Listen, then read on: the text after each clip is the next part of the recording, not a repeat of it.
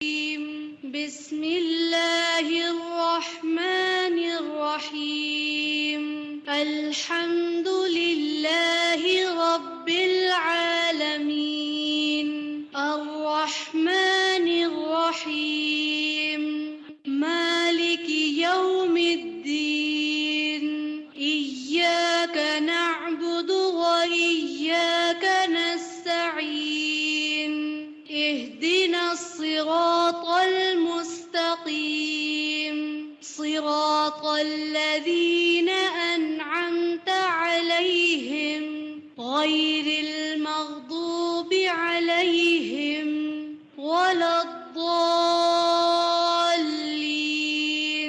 آمين. اعوذ باللہ من الشیطان الرجیم بسم اللہ الرحمن الرحیم السلام علیکم ورحمۃ اللہ وبرکاتہ. کیسے ہیں آپ لوگ؟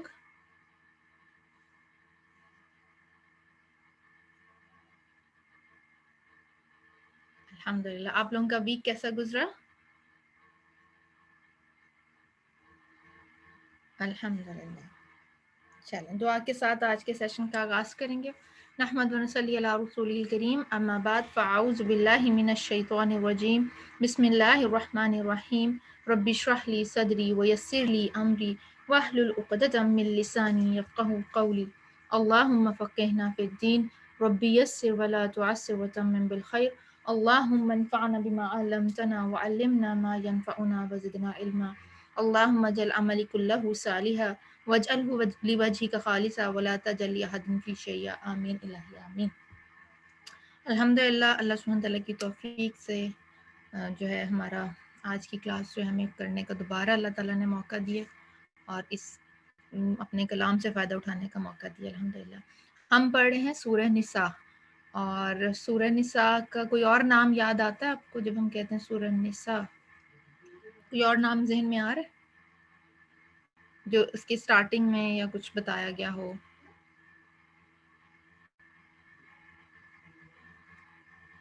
سورہ عدل، رحمہ، ٹھیک ہے صحیح ٹھیک ہے.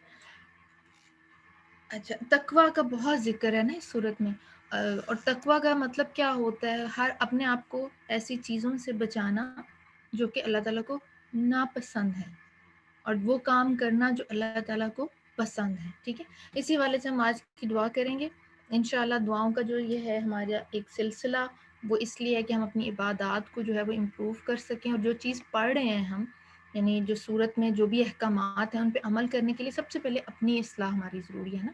تو آج کی دعا کرتے ہیں اعوذ باللہ من الشیطان الرجیم. سنن ابی داؤد سے یہ لی گئی ہے. اللہم انی اعوذ بک، اے اللہ بے شک میں تیری پناہ مانگتا ہوں یا مانگتی ہوں، من الفقری فقر یا فاقہ سے، فقر و فاقہ سے، والقلتی قلت سے، والذلتی اور ذلت سے، واعوذ بک اور میں اس بات سے بھی تیری پناہ مانگتی ہوں ان کے ان ازلمہ میں کسی پر ظلم کروں او ازلمہ یا مجھ پر ظلم کیا جائے. ٹھیک ہے اب دعا میں کتنی چیزیں مانگی جا رہی ہیں جن سے پناہ مانگی ہے؟ فقر سے، قلت سے، ذلت سے اور پھر ظلم کیے جانے اور کرنے پہ. تو کتنی ہو گئی؟ 5 ہو گئی. اچھا اب باری باری ان کو ہم دیکھ لیتے ہیں. فقر کیا ہوتا ہے؟ فقیر کون ہوتا ہے؟ ہم نے پڑھا ہے نا، استاذہ نے بھی ہمیں بتایا فقیر کون ہوتا ہے. ہم نے سورہ نساء میں پڑھا نا فقیر کون ہوتے ہیں؟ محتاج، ضرورت مند جو اپنی ضروریات کو پورا نہیں کر سکتے. آپ لوگ سب 1 ٹائپ کیجئے. آپ لوگ میرے ساتھ ہیں؟ الحمدللہ. اچھا جو اپنی ضروریات کو پورا نہیں کر سکتا، محتاج ہوتا ہے، حاجت مند ہوتا ہے. ٹھیک ہے اچھا اب فقر کو ہمارے دین میں کیا ہے؟ ناپسند کیا گیا ہے. حالانکہ ہم حدیث سے ہمیں یہ بھی پتہ چلتا ہے کہ آپ صلی اللہ علیہ وسلم نے فرمایا کہ میری امت کے مساکین جو ہیں وہ کتنے سال پہلے، 500 سال پہلے جنت میں چلے جائیں گے. لیکن اس کے باوجود ناپسند کیا گیا کیونکہ یہ انسان کی کو آزمائش میں ڈال دیتے ہیں، انسان کا دین خطرے میں پڑ جاتا ہے، انسان کی جو ہے وہ عزت نفس ختم ہونے لگ جاتی ہے. جب انسان محتاج ہوتا ہے نا کسی سے جب وہ مانگنے لگ جاتا ہے اور اپنی ضروریات کو خود پورا نہیں کر سکتا تو کیا ہوتا ہے؟ پھر اس کی عزت نفس ختم ہو جاتی ہے. جیسے ابن جوزی کہتے ہیں نا کہ فقر کیا ہے؟ دنیا کا بندے کو نہ ملنا، وہ اپنی ضروریات کا پورا نہ کر سکے، یہ ہے. اور اس کے بعد یہ بھی ہے کہ ہم ویسے تو ہم سب محتاج ہیں اللہ تعالیٰ کے، ہم فقیر ہیں نا، اللہ تعالیٰ سے مانگتے ہیں، لیکن اللہ سے مانگنا کچھ اور ہے اور اللہ کے بندوں سے مانگنا کچھ اور ہے. تو اس چیز سے پناہ مانگی گئی کہ کوئی بھی اس قسم کی مشکل، اس قسم کی محتاجی نہ ہو کہ انسان کی جو وہ ایک انر سیلف جو ہے وہ ختم ہو جائے. اس کے بعد قلت کیا ہوتی ہے؟ کمی ہونا کسی چیز کی. اور نبی کریم صلی اللہ علیہ وسلم نے مال کی کمی کو جو ہے وہ ناپسند فرمایا ہے، اور اس کی ریزن اگین وہی آ جاتی ہے کہ جب انسان تنگی ترشی میں ہوتا ہے تو کیا سب سے پہلے دین کمپرومائز ہوتا ہے. ہم دیکھتے ہیں نا، آج دنیا میں بھی دیکھتے ہیں، ایکسپیرینس بھی کرتے ہیں کہ کوئی سیلف ریسپیکٹ نہیں رہ جاتی جو مانگ رہے ہوتے ہیں. ایک پروفیشنل بیگرز کی جو بات ہے سو ہے، لیکن کچھ ایسے بھی ہوتے ہیں پھر وہ کیا کرتے ہیں، بہت سارے جو کسی نیڈ میں آ جاتے ہیں وہ اپنے دین سے بھی پھرنے لگ جاتے ہیں. جہاں کہیں وہ سہولت دیکھتے ہیں تو وہ تو دین خطرے میں پڑ جاتا ہے بیسیکلی اس سے. اور ذلت کا تعلق کیا ہے؟ فقر اور جب قلت مل جاتے ہیں تو کیا ہوتا ہے؟ ذلت بن جاتی ہے. کیونکہ انسان دیکھیں دوسروں کے آگے ہاتھ پھیلانا، اپنی مجبوریوں کا رونا، ناشکری کرنا، جو نعمتیں پاس ہیں ان کو نہ دیکھنا، ہے نا. دیکھیں مالی دنیا کا نہ ہونا فقر ہے، لیکن اللہ تعالیٰ نے جو انسان کو نعمتیں دے رکھی ہیں، بولنے کی، سننے کی، زندگی سانس لینے کی، اہل و عیال کی، وہ تو نعمتیں ہیں نا. تو انسان کیا کرتا ہے؟ ان پہ بھی شکر ادا نہیں کرتا. پھر اگین وہی بات آ جاتی ہے کہ جب فقر اور قلت ہوتی ہے تو اس سے سیلف ریسپیکٹ ختم ہو جاتی ہے انسان کی. تو کیا ہو جاتا ہے؟ وہ دنیا میں بھی اس کا رتبہ نہیں رہتا اور اللہ سبحانہ تعالیٰ کے سامنے بھی نہیں رہتا. اور اس کے بعد وَأَعُوذُ بِكَ، اور میں اس بات سے تیری پناہ مانگتی ہوں، ان ازلما، کہ میں کسی پر ظلم کروں. ہم میں سے کوئی سوچ سکتا ہے کہ ہم کسی پر جان بوجھ کے ظلم کریں گے؟ ظلم ہوتا کیا بیسیکلی؟ ظلم کیا ہوتا ہے؟ کسی کے حق میں کمی کرنا. ظلم یہ نہیں ہے کسی کو مارا پیٹا جائے، اس کو بہت تشدد کیا جائے. کسی کے بھی حق میں کمی کرنا کیا ہے؟ ظلم ہے. ٹھیک ہے، تو ہم سورہ نساء میں یہی پڑھے نا کہ ہر حقدار کو اس کا حق دینا ہے. تو اگر اس میں کمی کریں گے تو اس کے ساتھ ظلم کریں گے. شرک کو بھی سب سے بڑا ظلم کہا گیا نا، وہ اسی وجہ سے کیا گیا کہ جب اللہ کے حق میں بندہ کمی کرتا ہے.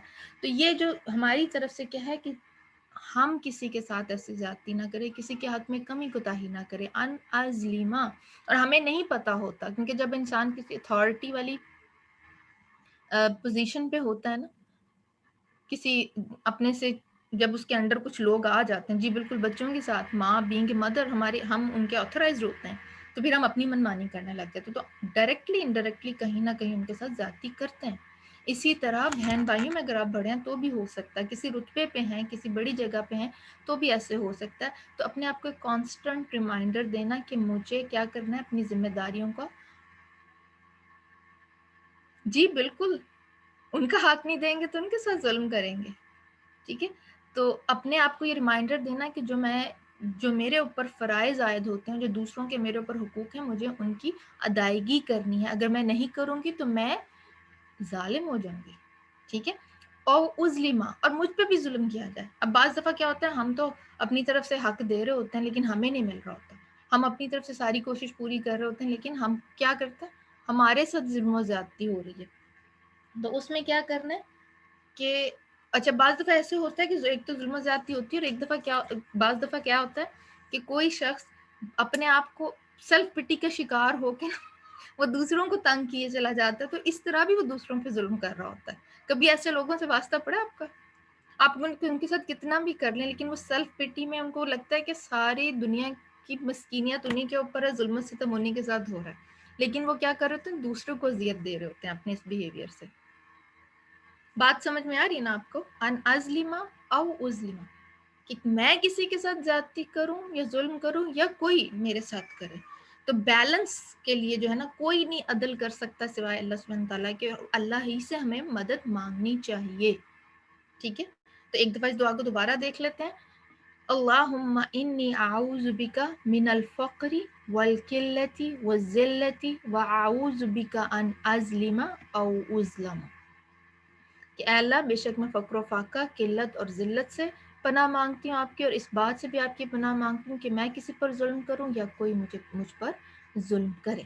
تو اللہ سبحانہ تعالیٰ ہمیں ہمارے جو ہے صحیح طریقے سے فرائض کی ادائیگی کرنے والا بنائے، ہمارے ذمے جن لوگوں کے حق ہیں، جن کی ہمارے اوپر ذمہ داری بنتی ہے، ہم ان کے ساتھ احسن طریقے سے اللہ تعالیٰ کی قائم کردہ حدود کے اندر رہتے ہوئے وہ اپنے حقوق ادا کر سکیں، اور ہمارا شمار ظالموں میں نہ ہو۔ آمین الہی آمین۔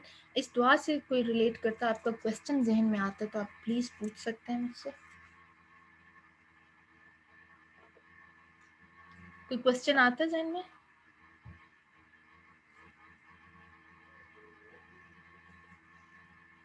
چلیں، اب جب تک استاذہ سے ہم کنیکٹ ہوتے ہیں، 1 منٹ ہے ہمارے پاس، آپ جو ہے اس کو اپنے نوٹس وغیرہ ریڈی کر لیجئے۔ آج ہماری کلاس نمبر کیا ہے؟ چلیں ایک چھوٹا سا آپ بھی مجھے بتائیں، آج ہماری کلاس نمبر کیا ہے یا ویک کون سا ہے؟ کون سا ویک؟ کتنے دن ہو گئے ہیں؟ الحمدللہ۔ چلیں شروع کرتے ہیں اپنا استاذہ کے ساتھ لائیو کنیکٹ کرتے ہیں۔ السلام علیکم ورحمۃ اللہ وبرکاتہ۔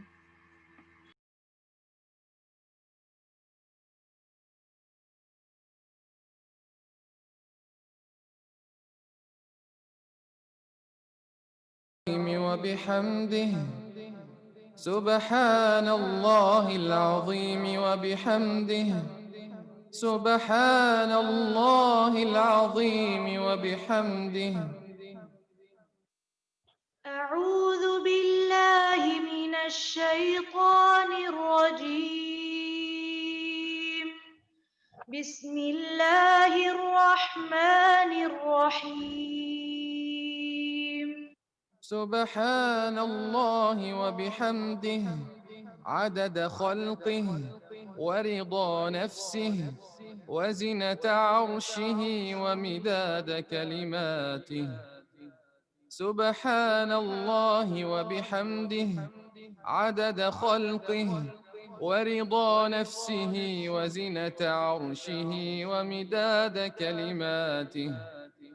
سبحان الله وبحمده عدد خلقه ورضا نفسه وزنة عرشه ومداد كلماته. سبحان الله والحمد لله ولا إله إلا الله والله أكبر. لا إله إلا الله العظيم الحليم. السلام علیکم ورحمۃ اللہ وبرکاتہ۔ نحمده ونصلی علی رسولہ الکریم، اما بعد فاعوذ باللہ من الشیطان الرجیم، بسم اللہ الرحمن الرحیم۔ رب اشرح لی صدری ویسر لی امری واحلل عقدۃ من لسانی یفقہوا قولی۔ آج ہم انشاءاللہ سورۃ النساء کی آیت نمبر 47 سے آغاز کریں گے۔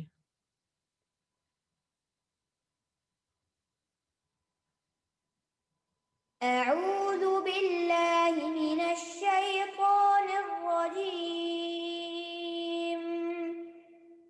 بسم الله الرحمن الرحيم.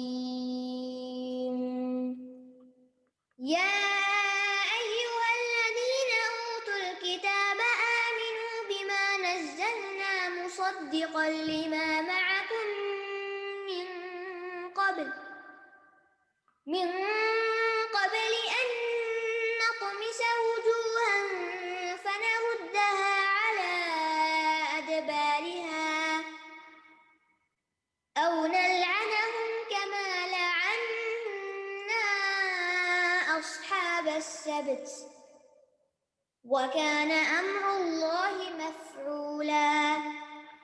اے لوگو جو کتاب دیے گئے ہو اس پر ایمان لاؤ جو ہم نے نازل کیا، جو تصدیق کرنے والا ہے اس کتاب کی جو تمہارے پاس ہے، اس سے پہلے کہ ہم چہروں کو مٹا دیں پھر ہم انہیں ان کی پشتوں پر پھیر دیں، یا ہم ان پر اسی طرح لعنت کریں جس طرح ہم نے سبت والوں پر لعنت کی، اور اللہ کا حکم نافذ ہو کر رہنے والا ہے۔ یا ایھا الذین اوتوا الکتاب، اہل کتاب سے خطاب ہے، اے لوگو جو کتاب دیے گئے ہو، تمہارے پاس اللہ کی کتاب ہے، تم جانتے ہو کہ یہ پیغمبر برحق ہے،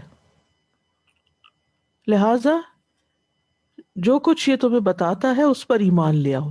آمنو بما نزلنا، ایمان لے آؤ اس پر جو ہم نے نازل کیا،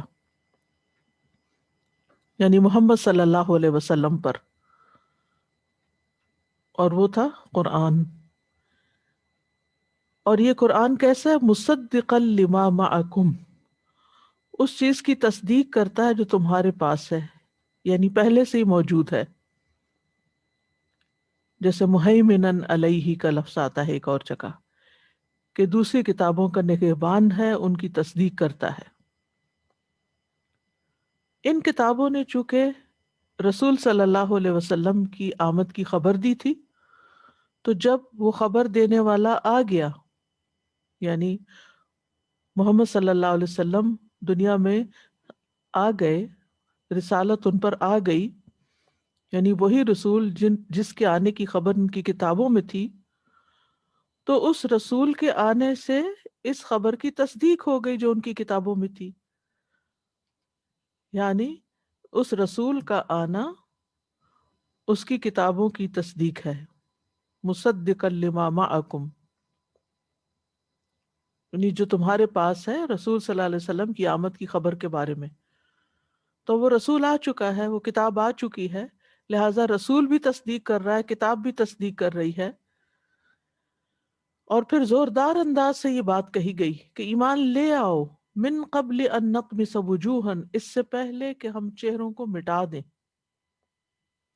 چہروں کو مٹانے کا مطلب یہ ہے کہ ان کے جو اعضاء ہیں، جیسے آنکھیں ہیں، ناک ہے، منہ ہے، کان ہے، ان کو پلین کر دیں، کوئی نقش باقی نہ رہے۔ اور پھر فَنَرُدَّهَا عَلَىٰ أَدْبَارِهَا، ان کو چہروں کی سائڈ کو پشت کی طرف کر دیں، موڑ دیں، اور پیچھے کا پھر آگے آ جائے گا، تو انسان کی شکل کیسے ہوگی؟ تو یہ سزا کیوں؟ کیونکہ جس طرح تم نے حق کو ماننے سے انکار کیا ہے، تو اسی طرح پھر تمہارے ساتھ بھی معاملہ ہوگا۔ اور پھر یہ ایک طرح سے دھمکی ہے، او یا پھر ہم تمہارے ساتھ کیسا معاملہ کریں گے، کیسا سلوک کریں گے، جیسے تم سے پہلے تمہارے ہی کچھ لوگوں کے ساتھ ہو چکا، اور وہ کیا تھا؟ نلعنہم کما لعنا اصحاب السبت، ہم لعنت کریں گے ان پر جس طرح ہم نے اصحاب السبت پر لعنت کی، اور جس پر اللہ کی لعنت ہو اس پر اللہ کا غضب ہوتا ہے، ناراضگی ہوتی ہے۔ اور اصحاب السبت ہفتے والوں کے ساتھ کیا ہوا تھا؟ اللہ تعالیٰ نے ان کو بندر بنا دیا تھا، یعنی ہم تمہاری شکلیں بگاڑ دیں۔ وَقَانَ أَمْرُ اللَّهِ مَفْعُولًا، اور اللہ کا یہ حکم ہو کر رہنے والا ہے، اللہ کا فیصلہ نافذ ہو کر رہنے والا ہے، اللہ کا حکم کوئی رد نہیں کر سکتا۔ پھر سوال یہ پیدا ہوتا ہے کہ اگر اللہ کا حکم رد نہیں ہو سکتا تو پھر محمد صلی اللہ علیہ وسلم کے انکار پر ان کے چہرے کیوں نہیں مسح کیے گئے؟ اس کی وجہ یہ ہے کہ ان میں سے کچھ لوگ ایمان لے آئے تھے، تو کچھ لوگوں کا ایمان لے آنا جو تھا وہ سبب بن گیا باقی سب سے عذاب ٹالنے کا۔ اگر ان میں سے کوئی ایک بھی ایمان نہ لاتا تو پھر یقیناً اللہ کا یہ وعدہ پورا ہو کے رہتا اور ان کی شکلیں بگڑ جاتی۔ اس سے آپ اندازہ لگائیں کہ علم کے ہوتے ہوئے، اللہ کا حکم جانتے ہوئے، جب انسان اللہ کا کوئی حکم نہیں مانتا تو اس پر اللہ سبحانہ تعالیٰ کی ناراضگی کیسے ہوتی ہے۔ اور خاص طور پر اگر انسان حق کو چھوڑ دیتا ہے، باطل کو بدل دیتا ہے، باطل کو ترجیح دیتا ہے، یعنی حق کو بدل کر، حق کو چھوڑ کر اس کے مقابلے میں باطل لے لیتا ہے، حقائق کو تبدیل کر دیتا ہے، کیونکہ انہوں نے اپنی کتابوں میں سے وہ حصہ نکال دیا، مٹا دیا۔ تو چونکہ انہوں نے مٹایا تو اللہ تعالیٰ نے کیا فرمایا کہ پھر ہم تمہارے چہرے مٹا دیں گے، یا پھر اصحاب السبت کی طرح کا معاملہ کریں گے۔ اصحاب السبت کا انجام سورۃ الاعراف میں بتایا جاتا ہے، فلما اتوا عما نہوا عنہ قلنا لهم كونوا قردة خاسئین۔ پھر جب وہ اس بات میں حد سے بڑھ گئے جس سے انہیں منع کیا گیا تھا، وہ کیا چیز تھی جس سے منع کیا گیا تھا؟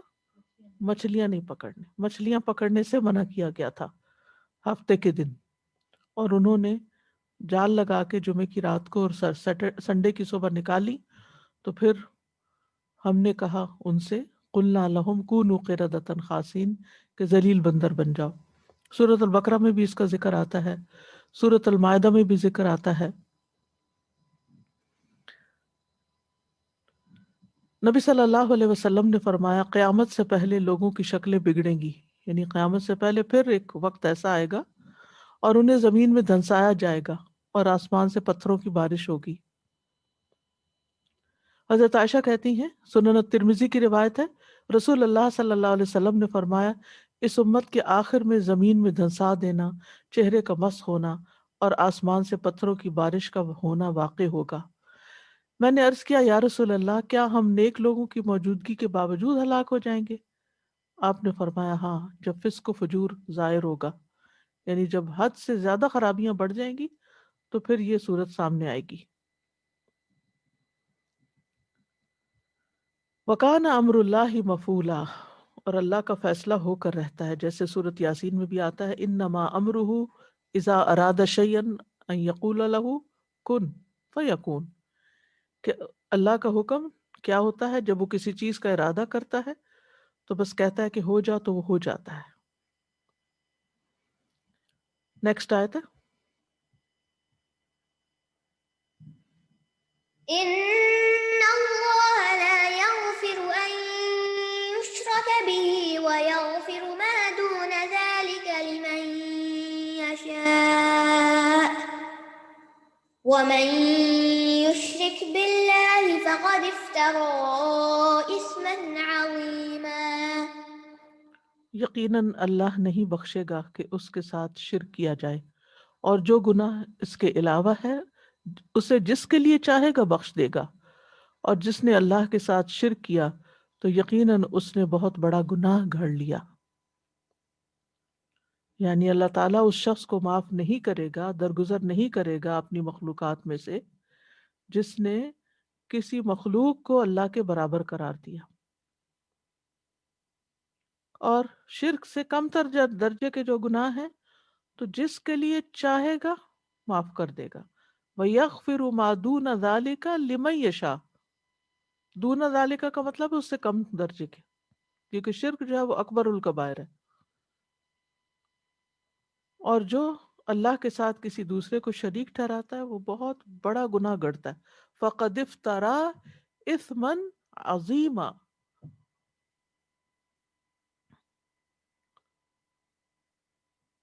تو یاد رکھیے کہ شرک سب سے بڑا گناہ ہے، اور شرک کے علاوہ کی معافی اللہ کی مشیت کے تحت ہے۔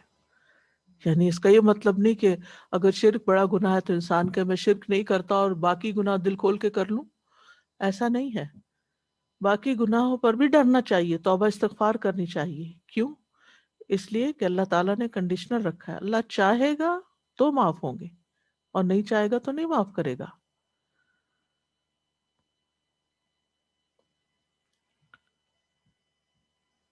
اور ویسے بھی انسان کو سوچنا چاہیے کہ میں کس کی نافرمانی کر رہا ہوں۔ گناہ کیا ہے؟ اللہ کی نافرمانی کے کام۔ اپنے اوپر ہی رکھ کے دیکھیے کہ ہماری کیا حیثیت ہے۔ کوئی حیثیت نہیں، لیکن اگر ہمارے اپنے ہی بچے بات نہیں مانتے تو ہمیں کتنا شدید غصہ آتا ہے۔ تو اللہ رب العزت تو پھر خالق بھی ہے، مالک بھی ہے، رازق بھی ہے، سب کچھ دیا ہی اس کا ہے، اور ہم تو صرف مخلوق ہیں اس کی، اور ہماری جرت کہ ہم اس کی نافرمانی کریں اور اس کے ساتھ شرک کریں۔ تو بہرحال یہ یاد رکھنا چاہیے کہ شرک سب سے بڑا گناہ ہے۔ عبداللہ رضی اللہ عنہ کہتے ہیں میں نے رسول اللہ صلی اللہ علیہ وسلم سے پوچھا کون سا گناہ سب سے بڑا ہے؟ آپ نے فرمایا شرک، اور شرک ناقابل معافی گناہ ہے۔ ابو درداء کہتے ہیں میں نے رسول اللہ صلی اللہ علیہ وسلم کو فرماتے ہوئے سنا، ہر گناہ کے بارے میں امید ہے کہ اللہ اسے بخش دے گا سوائے اس شخص کے جو مشرک ہو کر مرا، یعنی شرک کی حالت میں مر گیا، توبہ نہیں کی، یا جس نے کسی مسلمان کو جان بوجھ کر قتل کیا اور اس نے بھی پھر توبہ نہیں کی اس پر، کہ توبہ سے پھر سارے گناہ معاف ہو جاتے ہیں۔ یعنی اس کا یہ مطلب نہیں کہ اگر کسی سے ایک دفعہ شرک ہو گیا تو اس کی معافی نہیں اور اس کے لیے لازماً جہنم ہے۔ صحابہ کرام میں سے اکثر آپ دیکھیں کہ جو اسلام سے پہلے ان کا دین شرک کا دین تھا، لیکن جب انہوں نے توبہ کر لی، اسلام میں داخل ہو گئے، اس کو چھوڑ دیا، اپنے روش بدل لی، تو وہ پچھلے سارے گناہ معاف ہو گئے۔ تو آج بھی اگر کوئی شخص شرک میں مبتلا ہے اور پھر وہ معافی مانگ لیتا ہے، توبہ کر لیتا ہے، تو اللہ تعالیٰ سے امید کی جاتی ہے کہ اللہ تعالیٰ اس کو معاف کر دے گا۔ اللہ سبحانہ و تعالیٰ کے ساتھ کسی بھی چیز کو شریک نہیں ٹھہرانا چاہیے، جان کا خطرہ ہو اس کے باوجود بھی شرک نہیں کرنا چاہیے۔ ابو درداء کہتے ہیں مجھے میرے خلیل نے وصیت فرمائی کہ تم اللہ کے ساتھ کسی بھی چیز کو شریک نہ ٹھہرانا، اگرچہ تمہارے ٹکڑے کر دیے جائیں اور تمہیں آگ میں جلا دیا جائے، کیونکہ یہ دنیا کی تکلیف اور آخرت کی بہت بڑی ہے۔ پھر اس میں آپ دیکھیے کہ بات اوپر اہل کتاب کی ہو رہی تھی، بیچ میں شرک کی بات آگے آگے پھر اہل کتاب کی بات ہے، تو یہ آیت اس کا کیا کانٹیکسٹ ہے؟ اصل میں مدینہ سے کعب بن اشرف اور ایک اور شاید نظر بن حارث یا انہی کا کوئی لیڈر تھا، وہ مکہ آئے، تو مکہ والوں نے ان سے پوچھا کہ یہ محمد صلی اللہ علیہ وسلم کے بارے میں آپ کیا کہتے ہیں؟ تو اور پھر یہ کہ انہوں نے بتایا کہ ہم تو رشتہ داریوں کو جوڑتے ہیں اور اونٹنیاں ذبح کرتے ہیں اور حاجیوں کو کھلاتے ہیں اور پلاتے ہیں، اور ہم تو اتنے اچھے اچھے کام کرتے ہیں، اور محمد صلی اللہ علیہ وسلم نے تو قطع رحمی کر لی ہے اور یعنی لوگوں کو کاٹ دیا ہے، یہ نیا فلسفہ لا کر لوگوں کو بانٹ دیا ہے، تو آپ بتائیے کہ ہم دونوں سے اچھا کون سا ہے؟ تو انہوں نے کہا کہ تم لوگ زیادہ بہتر ہو، اور پھر ان کو خوش کرنے کے لیے ان کے بتوں کے آگے سجدے بھی کیے، یہ بھی روایات میں آتا ہے۔ تو اس پر اللہ سبحانہ و تعالیٰ نے فرمایا، اور یہ آیت جو ہے ایک الگ آیت بھی ہے لیکن پچھلے کے ساتھ اس کا تعلق بھی ہے کہ اہل کتاب میں سے بھی اگر کوئی شرک کرتا ہے تو اس کی بھی معافی نہیں، یا اگر کوئی مسلمان ہو کر شرک کرتا ہے تو شرک کی معافی نہیں ہے، اللہ یہ کہ انسان توبہ کرے۔ اگلی آیت نمبر 49۔ ألم تر إلى الذين يزكون أنفسهم بل الله يزكي من يشاء ولا يظلمون فتيلا۔ کیا آپ نے ان لوگوں کی طرف نہیں دیکھا جو اپنے آپ کو پاک قرار دیتے ہیں، بلکہ اللہ ہی جس کو چاہتا ہے پاک کرتا ہے، اور وہ کھجور کی گٹلی کے دھاگے برابر بھی ظلم نہ کیے جائیں گے۔ خطاب ہے آپ صلی اللہ علیہ وسلم کو، اور پھر یعنی خطاب عام بھی ہے، باقی لوگوں کو بھی توجہ دلائی جا رہی ہے کہ کیا تم نے دیکھا ان لوگوں کو، پھر اشارہ ہے اہل کتابی کی طرف، یزکون انفسہم جو اپنے آپ کو پاک قرار دیتے ہیں، اپنی پاکی بیان کرتے ہیں۔ کس طرح کہ وہ کہتے ہیں کہ وقالت الیہود والنصارى نحن ابناء اللہ واحباؤہ، سورۃ المائدہ میں آتا ہے، اور یہود و نصارہ نے کہا کہ ہم اللہ کے بیٹے ہیں اور اس کے پیارے ہیں۔ اور اب ہم لوگ کیا کہتے ہیں کہ ہم محمد صلی اللہ علیہ وسلم کی امت ہیں اور آپ کے بہت پیارے ہیں، اس لیے ہم بخشائے ہیں۔ سورۃ البقرہ میں آتا ہے یہ کہتے تھے لن يدخل الجنت الا من کان ہودا او نصارا، کوئی جنت میں نہیں داخل ہو سکتا سوائے یہود و نصارہ کے۔ تو اللہ سبحانہ تعالیٰ نے اس کی تردید یہاں فرمائی، کیا تم نے دیکھا ان لوگوں کو جو اپنے آپ کو پاک قرار دیتے ہیں، اپنے آپ کو جنتی قرار دیتے ہیں، یا پھر اللہ کا بیٹا قرار دیتے ہیں، اللہ کے محبوب قرار دیتے ہیں اپنے آپ کو۔ بل اللہ یزکی من یشاء، بلکہ اللہ جسے چاہتا ہے پاک کرتا ہے، یعنی اللہ جس کو چاہے، جس کی توبہ قبول کر لے، وہی گناہوں سے پاک ہوتا ہے نا۔ جس کو وہ جنت میں داخل کر دے وہ تبھی کرے گا نا جب اس کو گناہوں سے پاک کر دے گا۔ چاہے تو معاف کر کے، چاہے سزا دے کے، یا کسی بھی طرح. ولا یظلمون فتیلا، اور وہ دھاگے برابر بھی ظلم نہیں کیے جائیں گے. فتیل کون سا دھاگا ہوتا ہے؟ کھجور کی گٹلی کے بارے میں 3 طرح کی باتیں قرآن میں آتی ہیں. جب آپ کھجور کھاتے ہیں تو آپ دیکھتے ہیں کہ اس کے اوپر ایک سفید بالکل ہلکا سا چھلکا ہوتا ہے گٹلی کے اوپر. اس کو ایسے ہاتھ سے مسلے تو وہ ختم ہو جاتا ہے، بالکل نازک سا چھلکا، جھلی سی ہوتی ہے جیسے. اس کو قطمیر کہتے ہیں. پھر آپ اس کے انسائڈ ذرا دیکھتے ہیں تو وہاں ایک بیک سائڈ جو ہوتی ہے کھجور کی، ایک تو ہوتا ہے نا اندر کی طرف ریپ کیا ہوا یعنی بیج جو ہوتا ہے، اور جو اس کی بیک سائڈ ہوتی ہے اس میں ایک لمبا سا دھاگا سا ہوتا ہے، وہ فتیل کہلاتا ہے. اور اسی طرح اس کے بیک پر چھوٹا سا گڑھا سا ہوتا ہے، وہ نقیر کہلاتا ہے. چھوٹا سا گڑھا کہہ لے، گڑھا تو بہت بڑا ہمارے ذہن میں آ جاتا ہے نا، یعنی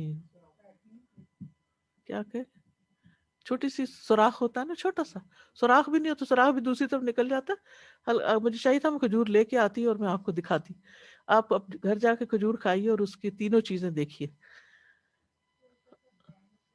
جی، بینڈ کے علاوہ اس کے اندر چھوٹا سا یعنی کہ ڈمپل سا ہوتا ہے. ٹھیک ہے. تو فتیل اتنا باریک دھاگا ہوتا ہے کہ ایسے ہاتھ سے ہی چلا جائے. اور ویسے فتیل چراغ کی بتی کو بھی کہتے ہیں. اور ہاتھ کے ملنے سے بعض اوقات ہاتھ کے اوپر جیسے آٹا ہوتا ہے نا تو آپ ایسے سے ملتے ہیں تو وہ بن جاتی چھوٹی باریک سی چیز، تو یہ اس کو بھی فتیل کہتے ہیں، یعنی معمولی سی چیز. اور تو اللہ سبحانہ تعالیٰ اس کا اگر وزن کرے تو کیا وزن ہوگا؟ یعنی اس دھاگے کا تو کوئی وزن ہی نہیں. اللہ تعالیٰ اتنا بھی ظلم کسی پہ نہیں کرے گا. ہر کوئی اپنے اعمال کی جزا پائے گا. اچھے کرو تو اچھے، ذرے کے برابر بھی کرو تو اس کا بھی اجر ملے گا انشاءاللہ. اب یہ تو تھا ایک خاص کانٹیکسٹ آیت کا، لیکن عام طور پر بھی اس چیز کو ناپسند کیا گیا ہے کہ انسان اپنے نفس کی پاکی بیان کرے اور اپنے تعریفیں اپنے منہ میاں مٹھو بنے اور اپنی بڑی خوبیاں بیان کرتا رہے. اس چیز کو پسند نہیں کیا گیا. یعنی خود کو پاک قرار دینا، نیک سمجھنا، اپنے آپ کو بڑی چیز سمجھنا، یہ ایک تکبر کی علامت ہوتی ہے. اور بعض لوگ صرف کیونکہ پیچھے بھی گزر چکا نا، ان اللہ لا یحب من کان مختالا فخورا، تو اسی سے ملتی جلتی بات یہاں دوبارہ کہی گئی ہے کہ کسی شخص کے لیے پسندیدہ نہیں کہ وہ اپنے کسی عمل کے ذریعے اپنے رب پر احسان کرے یا بندوں پر احسان کرے. کیسے؟ مثلاً اللہ پہ احسان کیسے کہ کہے کہ میں نے اتنی نمازیں پڑھی اور میں اتنا تہجد پڑھتا ہوں، اتنا صدقہ کیا، میں نے تو روزہ بھی رکھا، میں نے حج کیے، میں نے والدین سے اس نے سلوک کیا. بھئی کیا تو اپنے لیے کیا. اب یعنی اگر کوئی دعا قبول نہ ہو یا کوئی مطلب پورا نہ ہو تو پھر اللہ پہ احسان جتانے لگتے ہیں اپنی طرف سے کہ ہم نے سب کچھ کر لیا. اب یہ تو اللہ پر ہے، اس نے نعوذ باللہ ہماری بات نہیں مانی اور ہمارے ساتھ زیادتی کر دی. تو یہ رویہ انتہائی غلط ہے. بندوں پر احسان جتانا کیا ہوتا ہے کہ میں نے اس کو اتنا دیا، اس کے لیے یہ کیا، فلاں کیا فلاں. اس طرح کی باتیں جو ہے نا یہ اللہ تعالیٰ کو پسند نہیں ہے. اللہ تعالیٰ فرماتے ہیں وَإِذْ أَنْتُمْ أَجِنَّةٌ فِي بُطُونِ أُمَّهَاتِكُمْ فَلَا تُزَكُّوا أَنفُسَكُمْ هُوَ أَعْلَمُ بِمَنِ اتَّقَىٰ. وہ تمہیں اس وقت سے جانتا ہے جب تم اپنی ماؤں کے پیٹوں میں بچے تھے، خون کا ایک کلاٹ تھے. سو اپنی پاکیزگی کا دعویٰ نہ کرو. یعنی انسان دوسروں کے ساتھ اس کے سامنے تو اپنے آپ کو اچھا پیش کر سکتا ہے جس کو پتہ ہی نہ ہو کہ حقیقت کیا ہے، لیکن جو ہماری اندر باہر کی ساری حقیقت جانتا ہے اس کے سامنے ہم اپنے آپ کی پاکیزگی کا کیا دعویٰ کر سکتے ہیں. فرمایا وہ زیادہ جاننے والا ہے کہ کون بچا، ہوا عالم بمن اتقیٰ. امام نووی کہتے ہیں کہ اپنی پاکی بیان کرنے کی 2 حالتیں ہوتی ہیں. ایک ہے مذموم حالت، اور وہ ہے فخر اور تکبر کی بنا پر اپنی خوبیاں بیان کرنا. دوسرا ہے پسندیدہ حالت کہ دینی مصلحت کی بنا پر اپنی کوئی خوبی بیان کرنا. جیسے آپ بچوں کی تربیت کر رہے ہوتے ہیں نا، تو ان کو آپ بچپن کی اپنے کوئی واقعہ بتا دیتے ہیں کہ جب میں 10 سال کی تھی، جب سے میں نے کوئی نماز نہیں چھوڑی. اب ویسے تو یہ آپ اپنی ایک تعریف کر رہے ہیں، لیکن آپ بچے کے سامنے کیوں یہ بات کر رہے ہیں؟ تاکہ اس کو ایک انسینٹیو ملے کہ اچھا ہماری ماما ایسی تھی تو ہم بھی چلو، یعنی ان کو ایک شوق دلانے کے لیے. اسی طرح بعض اوقات یہ ہوتا ہے کہ انسان کوئی امر بالمعروف اور نہی عن المنکر کر رہا ہوتا ہے، یا کسی کو نصیحت کر رہا ہوتا ہے، یا مشورہ دے رہا ہوتا ہے. یعنی ہوتا ہے نا کئی دفعہ لوگ بہت اپسیٹ ہوتے ہیں، بہت پریشان ہوتے ہیں، تو ان کو آپ مثلا آپ کی بہن ہی ہے، آپ کو کہتی ہیں کہ میرے ہسبینڈ نے یہ کر دیا وہ کر دیا، تو آپ اپنی مثال دے کے کہتی ہیں دیکھو میرے ہسبینڈ جب یہ کرتے ہیں نا تو میں ایسے کرتی ہوں. وہ آپ کی کوئی خوبی ہوتی ہے. اب یہاں پر یہ بات آپ کیوں کر رہے ہیں؟ اس کی اصلاح کے لیے کہ دیکھو یہ صرف تمہارے ساتھ نہیں ہوتا، یہ میرے ساتھ بھی ہوتا ہے، لیکن جب میرے ساتھ ایسا کچھ ہوتا ہے تو میں اس معاملے کو اس طرح ہینڈل کرتی ہوں، اور ہمارے گھر میں جھگڑا فساد نہیں پھر ہوتا. اب یہاں اپنی مثال جو آپ نے دی تو ایک طرح سے تو تزکیہ ہی ہے، لیکن یہ بات سمجھنے کی ضرورت ہے کہ فخر و تکبر کی بنا پر اپنی پاکی بیان کرنا درست نہیں، لیکن کسی کو نصیحت کرتے ہوئے، کسی کو مشورہ دیتے ہوئے، کسی مصلحت کے تحت کسی کو تعلیم دیتے ہوئے. مثلاً اگر ایک استاد پڑھا رہا ہے تو وہ اپنی طالب علمی کا کوئی اپنا وقت یاد کرے کہ ہم اپنے استادوں کی ایسے عزت کرتے تھے، ہم اس طرح رات بھر جاگتے تھے، یہ چیز میں نے اتنی مشکل سے سیکھی. یہ بھی تعریفیں ہی ہیں ایک طرح سے، لیکن اس میں دوسرے کے لیے ایک سبق ہوتا ہے. اسی طرح اگر دو لوگوں کے بیچ میں صلح کرا رہے ہیں آپ، یا بعض اوقات آپ پہ کوئی الزام دھرتا ہے تو آپ نے وہ کام نہیں کیا ہوتا، اور اگر آپ اپنے آپ کو کلیئر نہیں کرتے، آپ نہیں بتاتے نہیں میں نے نہیں کیا، تو ہو سکتا ہے کہ آپ کے اوپر کوئی مصیبت نازل کر دی جائے، کوئی آپ کو پکڑ کے لے جائے. کوئی بہت دفعہ ایسی واقعات ہوتے ہیں کہ بے گناہ پکڑے ہوئے جیلوں میں پہنچ جاتے ہیں، ان کے پاس اپنی صفائی پیش کرنے کی کوئی چیز نہیں ہوتی. اگر وہ اپنی صفائی پیش کرتے ہیں یا کوئی دوسرا آ کے ان کی صفائی پیش کرتا ہے تو اس میں کوئی حرج کی بات نہیں ہے، یہ اس میں نہیں آئے گا. اور اسی طرح یہ ہے کہ انسان جب اس طرح کی بعض چیزیں بہت ہی پرائیویٹ بہت خاص ہوتی ہیں، بہت خاص بندوں کو انسان اپنی کچھ تجربے شیئر کر لیتا ہے، تو ان کو یہ بھی کہہ سکتا ہے کہ آپ دوسروں کو مت بتائیں کہ اس سے کوئی مجھے اپنی شہرت کروانا مقصود نہیں ہے. اسی طرح بعض لوگوں کے ساتھ کچھ کرامات ہو جاتی ہیں، یعنی یعنی کہ آؤٹ آف دا وے جا کے کوئی ان کی مدد ہو جاتی ہے، یا ان کی زندگی میں کوئی کام ہو جاتا ہے، تو اس کو اگر وہ اول تو یہ کہ اس کو شیئر نہیں کرنا چاہیے، تاکہ ایسا نہ ہو کہ دوسرے لوگ اس کو بہت بڑی چیز سمجھنے لگے. لیکن اگر کہیں کسی کے ساتھ ضرورتاً شیئر کرنی بھی پڑی ہے تو یا آپ خواب میں مثلاً حضور صلی اللہ علیہ وسلم کو دیکھ لیتے ہیں، یا اور اسی طرح، تو بعض اوقات لوگ آپ سے پوچھتے بھی ہیں کبھی آپ نے دیکھا، تو اگر دیکھا بھی ہو تو ٹال دینا چاہیے. کیونکہ اس کے بعد کیا ہوتا ہے کہ لوگ پھر آپ کو بڑا نیک سمجھنے لگتے ہیں اور غلط فہمی کے شکار ہو جاتے ہیں. ایسا نہ ہو کہ اللہ کی نگاہ میں کوئی مقام نہ ہو اور لوگوں کی نگاہ میں ہم بہت بڑے بنے ہوئے ہوں. تو اپنے منہ سے اپنے فضائل بیان نہیں کرنے چاہیے، ہاں الا یہ کہ مصلحتاً ضرورتاً، اور اس میں بھی نیت اپنی نیکی پاکی بیان کرنے کی نہ ہو بلکہ دوسرے کی کوئی خیر خواہی مطلوب ہو. ہم دیکھتے ہیں کہ نبی صلی اللہ علیہ وسلم نے بھی اپنے کچھ فضائل بیان کیے تھے. آپ نے فرمایا قیامت کے دن میں آدم کی اولاد کا سردار ہوں گا. اب یہ بتانا ایک ہمارے علم میں اضافہ ہوا نا اس کے بتانے سے.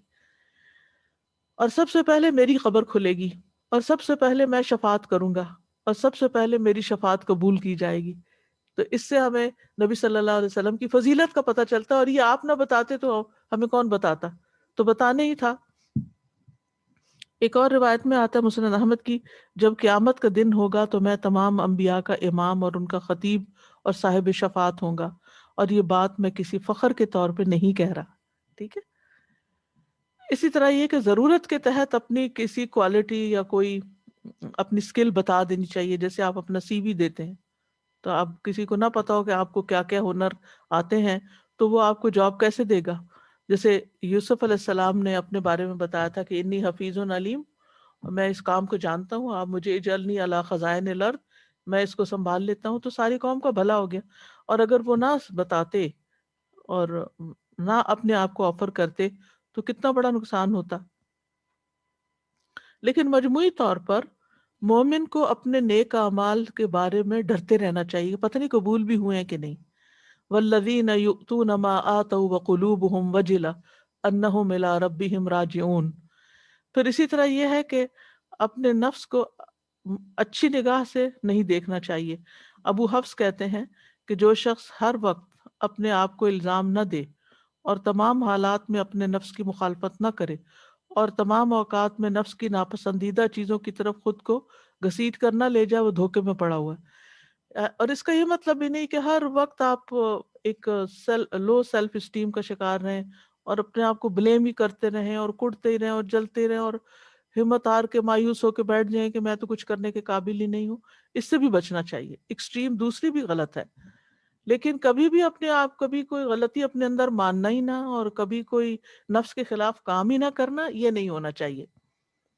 نبی صلی اللہ علیہ وسلم نے فرمایا 3 برائیاں ہلاک کرنے والی ہیں، جس کے اندر یہ 3 برائیاں ہوگی وہ اس کو ہلاک کریں گی. نمبر 1 بخل، جس کی پیروی کی جائے. نمبر 2 خواہش نفس، جس کے پیچھے چلا جائے. اور نمبر 3 بڑائی خور ہونا، یعنی اپنی بڑائیاں بیان کرنا. ہمیشہ اپنی نیکیوں کو کم سمجھیں. یونس بن عبید سے مروی ہے، وہ کہتے ہیں میں نیکی کے اعمال میں سے 100 ایسے عمل شمار کرتا ہوں جن میں سے ایک بھی میرے اندر نہیں. یعنی نیکیوں کی لسٹ بہت بڑی ہے اور میں دیکھتا ہوں کہ ان میں سے میں تو کچھ بھی نہیں کرتا. دوسروں کی نیکیوں کو بڑا سمجھنا چاہیے. ربیع بن خیثم کہتے ہیں، ربیع بن خثیم کہتے ہیں ہاں، ربیع بن خثیم کے بارے میں آتا ہے کہ وہ روتے رہتے تھے یہاں تک کہ اپنی داڑھی تر کر لیتے. ہم کہتے اور وہ کہتے تھے کہ ہم نے ایسے لوگ پائے ہیں کہ ہم ان کے سامنے ڈاکو اور چور محسوس ہوتے، یعنی اتنے نیک تھے اور ہم ان کے مقابلے میں اتنے گناہگار. تو دوسروں کی بجائے اپنی کمیوں اور اپنی کوتاہیوں کو دیکھنا چاہیے. اللہ سبحانہ تعالیٰ کے سامنے عاجزی کا اظہار کرتے رہنا چاہیے. ایک بزرگ ہیں، وہ میدان عرفہ میں اپنی دعا میں یہ الفاظ کہتے ہیں کہ اے اللہ میری غلطیوں اور گناہوں کی وجہ سے لوگوں کو رد نہ کر دینا، کہ میرے اعمال کی نحوست ان پہ نہ پڑ جائے. ابو ایوب السختیانی کہتے ہیں کہ جب نیک لوگوں کا ذکر کیا جاتا ہے تو میں ان سے بہت دور ہوتا ہوں، یعنی میں نیک اپنے آپ کو ان میں شمار نہیں کرتا. اسی طرح یہ دعا بھی مانگنی چاہیے، اللہم انی اعوذ بک ان اکون فی نفسی عظیما و عند اللہ صغیرا. یعنی میں اللہ کی پناہ مانگتا ہوں اس بات سے کہ میں اپنے آپ کو بڑا سمجھوں اور اللہ کے ہاں چھوٹا سمجھا جاؤں. اچھا، اسی طرح دوسروں کی بھی بے جا اور مبالغے پہ مبنی تعریف نہیں کرنی چاہیے. جیسے اپنی تعریفیں نہیں کرنی چاہیے نا، یعنی لا تزکو انفسکم میں پھر اپنے علاوہ دوسرے لوگ بھی آ جاتے ہیں. نبی صلی اللہ علیہ وسلم کے سامنے ایک آدمی نے کسی دوسرے آدمی کی تعریف کی تو آپ نے فرمایا افسوس تم پر، تم نے اپنے بھائی کی گردن کاٹ دی. یعنی ایسے خوشامد کرنا، مبالغہ آرائیاں کرنا، جس سے نقصان کیا ہوتا ہے کہ وہ نیک کام چھوڑ بیٹھتا ہے. اور خاص طور پر جہاں فتنے کا اندیشہ ہو کہ اس تعریف سے دوسرا شخص فتنے میں پڑ جائے گا. اور اسی طرح یہ کہ کسی کے منہ پہ اس کی تعریفیں نہیں شروع کر دینی چاہیے، پیٹھ پیچھے کریں. لیکن دوسروں کو رغبت دلانے کے لیے کسی کی تعریف کرنا منع نہیں ہے. جیسے مائیں اکثر کہتی ہیں دیکھو تمہارا کزن جو ہے وہ تو کتنا آگے چلا گیا اور تم ابھی یہ نہیں کر. ہر وقت کمپیریزن بھی نہیں کرنا چاہیے، لیکن یہ کہ اچھی مثالیں بھی سامنے رکھنی چاہیے، یعنی لوگوں کو رغبت دلانے کے لیے. پھر ایک اور بات یہ یاد رکھی جائے کہ بل اللہ یزکی من یشاء، اللہ جس کا چاہتا ہے تزکیہ کرتا ہے ایمان اور عمل صالح کے ساتھ، کہ وہ برا اخلاق چھوڑ دیتا ہے، اچھی صفات اختیار کرتا ہے. تو اس طرح اللہ تعالیٰ اسے جو توفیق دیتا ہے اچھے کام کرنے کی، وہ اس میں شامل ہو جاتا ہے. وَلَا يُظْلَمُونَ فَتِيلًا، اور ان پر ذرا برابر بھی ظلم نہیں ہوگا. تو سبق یہ ملتا ہے کہ نہ اپنی تعریفیں کرنے سے اور نہ کسی کی تعریفیں کرنے سے کچھ حاصل ہوتا ہے جب تک کچھ عمل نہ ہو، جب تک پلے کچھ نہ ہو. کیونکہ اللہ سبحانہ تعالیٰ کسی کے ساتھ بھی ظلم نہیں کریں گے. مثلاً اگر ہم کسی کی اتنی تعریفیں کرتے ہیں اور کل قیامت کے دن وہ پکڑا ہوا ہو تو اب ہم یہ نہ سوچے کہ اللہ نے اس پہ ظلم کیا ہے، وہ تو بڑا نیک تھا، ایسا نہیں. اللہ تعالیٰ کسی پر ذرے برابر بھی ظلم نہیں کرتا. نیکسٹ آیت.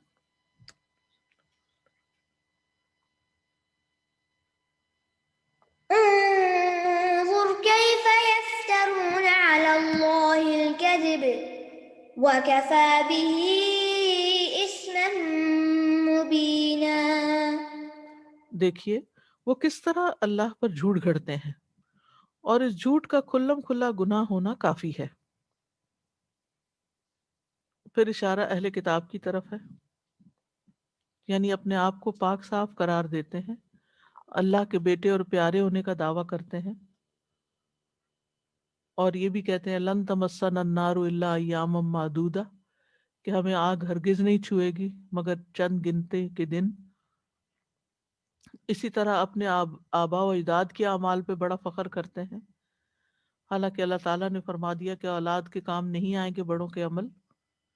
تلک امت قد خلت لہا ما کسبت ولکم ما کسبتم، وہ امت گزر گئی، اس نے جو کیا ان کے اپنے لیے، تمہارے لیے وہ جو تم نے کیا، ان کا اچھا برا ان کے ساتھ. ولا تسألون عما کانوا یعملون، تم سے نہیں پوچھا جائے گا کہ وہ کیا کرتے تھے.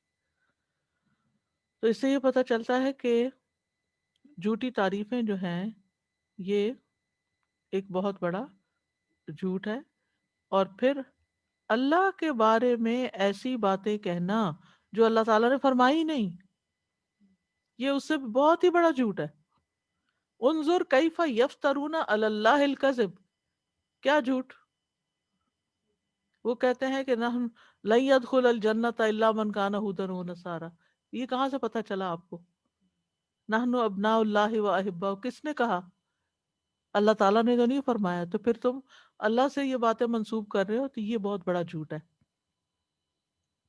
وَكَفَى بِهِ إِثْمًا مُبِينًا، اور یہ اس یعنی کافی ہے یہ جھوٹ گھڑنا کھلم کھلا گناہ ہونے کے لیے، یعنی ان کے جھوٹے دعوے اور اللہ پر افطرا ہی ان کے سخت گناہگار ہونے کے لیے کافی ہے. یعنی یہ باتیں ہی ان کو بہت بڑا گناہگار بنا رہی ہیں. نیکسٹ آیت 51.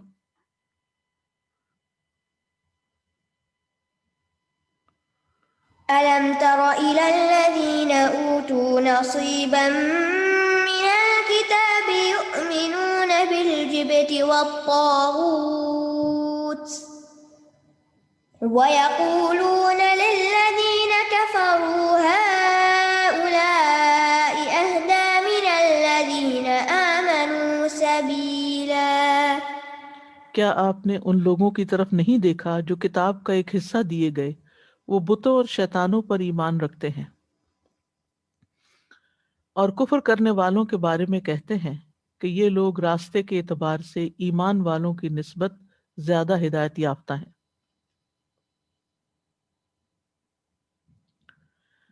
اس آیت میں یہودیوں کے ایک اور فعل پر تعجب کا اظہار کیا جا رہا ہے کہ وہ اہل کتاب ہونے کے باوجود جبت اور طاغوت پر ایمان رکھتے ہیں، اور کفار مکہ کو مسلمانوں سے زیادہ ہدایت یافتہ سمجھتے ہیں.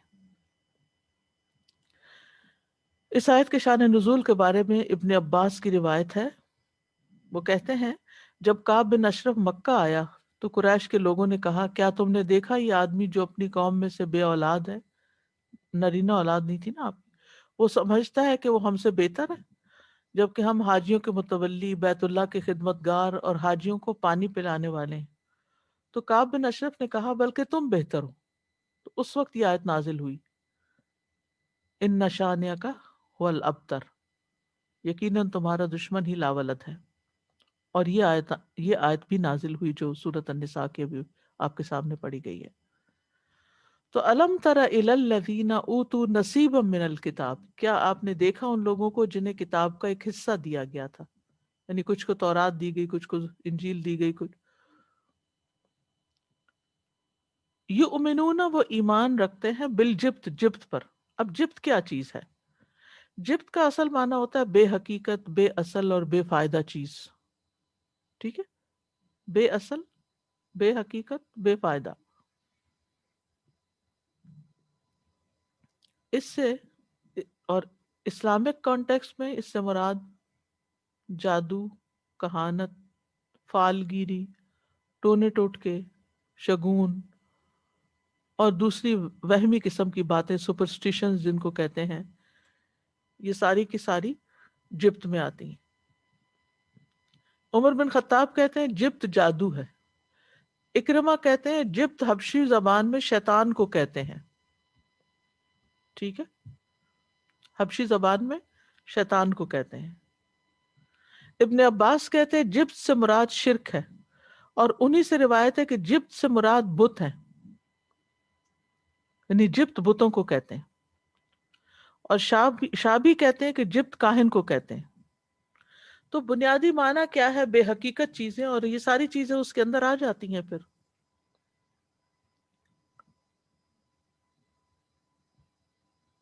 تو کاہن کون ہوتا ہے؟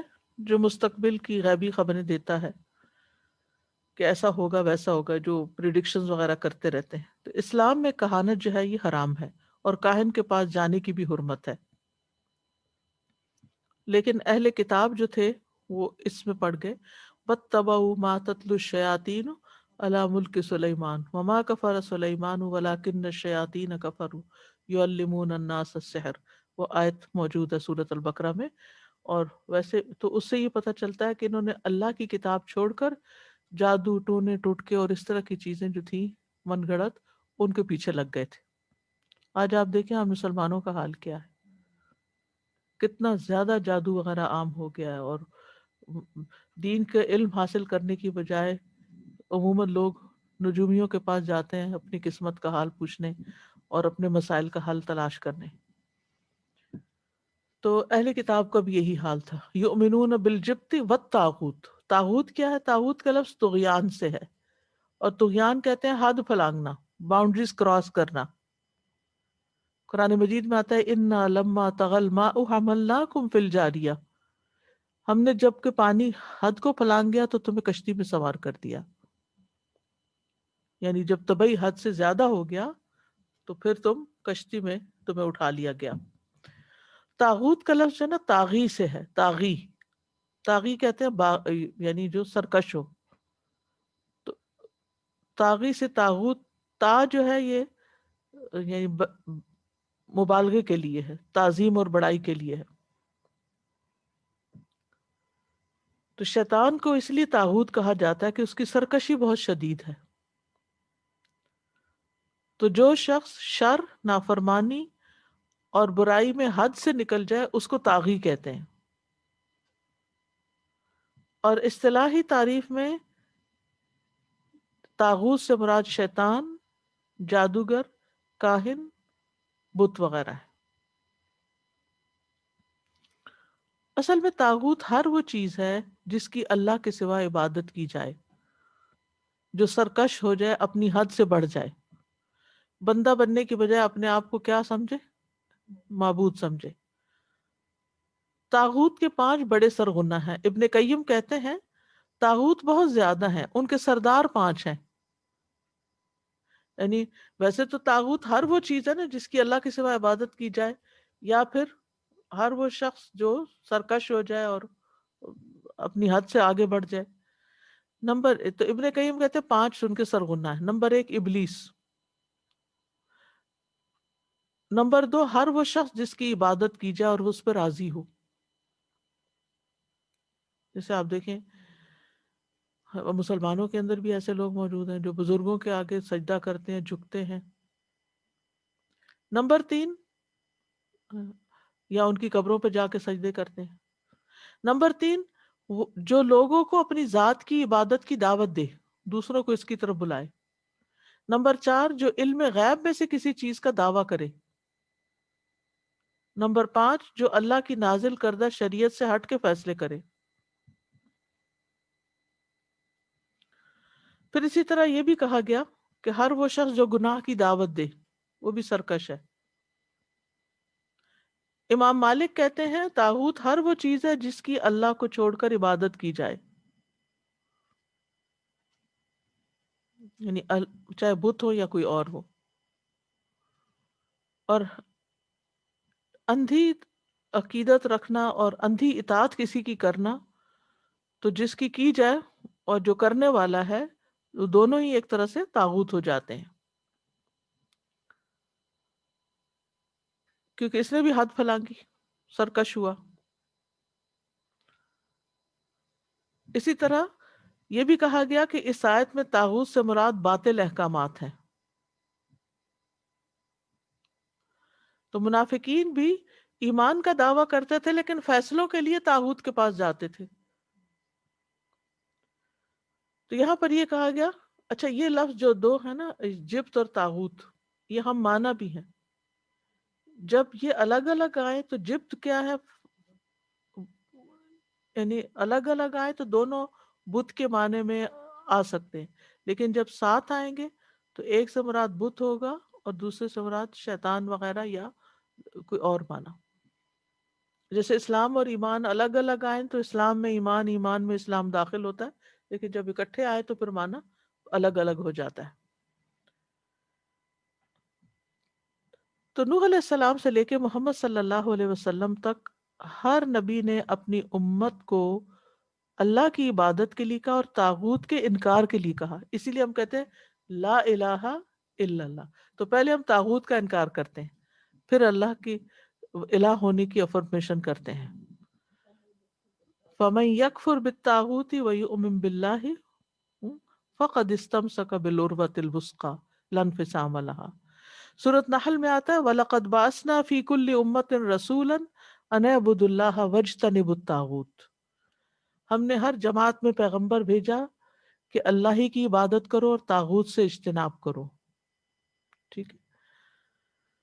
وَيَقُولُونَ لِلَّذِينَ كَفَرُوا هَٰؤُلَاءِ أَهْدَىٰ مِنَ الَّذِينَ آمَنُوا سَبِيلًا، اور وہ کہتے ہیں کون؟ اہل کتاب۔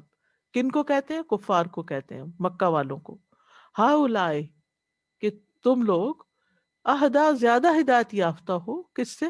من الذین آمنوا ایمان والوں سے، سبیلا راستے کے اعتبار سے، یعنی ان کے کفر نے، حسد نے، سرکشی نے ان کو اس بات پر آمادہ کر دیا کہ وہ کفار کے طریقے کو ہدایت یافتہ ایمان والوں کے مقابلے میں زیادہ ہدایت یافتہ قرار دیں۔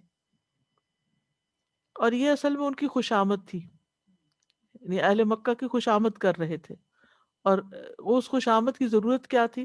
مسلمانوں سے بغض اور حسد۔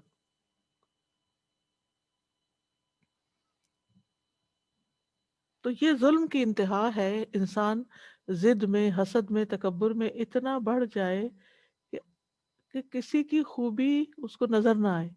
اچھا ان کی اب کنٹراڈکشن دیکھیے، ایک طرف اپنے آپ کو بڑا اچھا سمجھتے تھے اور دوسری طرف جو حقیقت میں اچھے لوگ تھے ان کی اچھائی ان کو نظر نہیں آتی تھی، اور جو بت پرست تھے ان کی تعریف کر رہے ہیں۔ سبحان اللہ، کتنی عجیب بات ہے نا کہ ایک شخص جس کے پاس کتاب کا علم بھی ہو، وہ جانتا بھی ہو، اور پھر اس کے باوجود وہ حق کو نہ پہچان سکے، پہچانتے بھی ہیں لیکن نہ مانے، صرف حسد کی وجہ سے، ضد کی وجہ سے، اور جو غلط کام کرے ان کو اپریشیٹ الٹا کرے، تو وہ عقلوں کا مسخ ہے نا، یہ بالکل ہی عقلیں بگڑ چکی، عقل ماری گئی ہے نا، تبھی انسان ایسے کام کرتا ہے نا۔ جس کے اندر تھوڑی سی بھی سینس ہو، اچھائی برائی کو پہچانتا ہو، روشنی اور اندھیرے کو پہچانتا ہو، تو وہ فوراً روشنی کا اقرار کرے گا کہ یہ روشنی ہے، یہ اندھیرا ہے، یہ اچھا، یہ برا ہے۔ جب کبھی آپ کے سامنے، کئی دفعہ ایسا ہوتا ہے نا، لوگ ہم سے دو چیزیں دکھا کے پوچھتے ہیں ان میں سے اچھا کون سا، بہتر کون سا، تو آپ کیا کریں گے؟ کہ جو بہتر ہوتا ہے اسی کو بہتر بتاتے کہ میرے خیال میں تو یہ زیادہ بہتر ہے۔ لیکن بعض اوقات جب آپ کو کسی سے کوئی ضد ہو، یا وہ چیز کسی ایسے شخص نے بنائی ہو کہ جس سے آپ کی نہ بنتی ہو، تو آپ کبھی بھی تعریف نہیں کریں گے۔ تو ایسا کب ہوتا ہے؟ حسد کی بنا پر، ضد کی بنا پر۔ تو یہ یا تو کم عقلی ہے، اور یا پھر اناد ہے، یا تکبر ہے، ناسمجھی ہے۔ نیکسٹ آیت 52۔ أولئك الذين لعنهم الله ومن يلعن الله فلن تجد له نصيرا۔ یہی وہ لوگ ہیں جن پر اللہ نے لعنت کی، اور جس پر اللہ لعنت کر دے تو آپ اس کے لیے ہرگز کوئی مددگار نہ پائیں گے۔ اللہ اکبر۔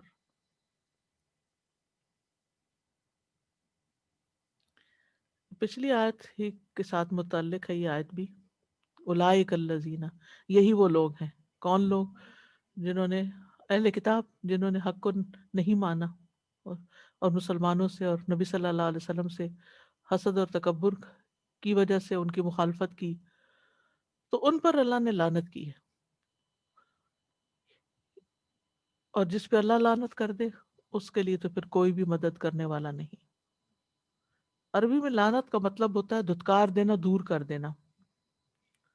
تو اس سے یہ پتہ چلتا ہے کہ یہ ان کا جو کفر تھا نبی صلی اللہ علیہ وسلم سے اور ضد تھی، وہ ان کے لیے لعنت کا سبب بنی۔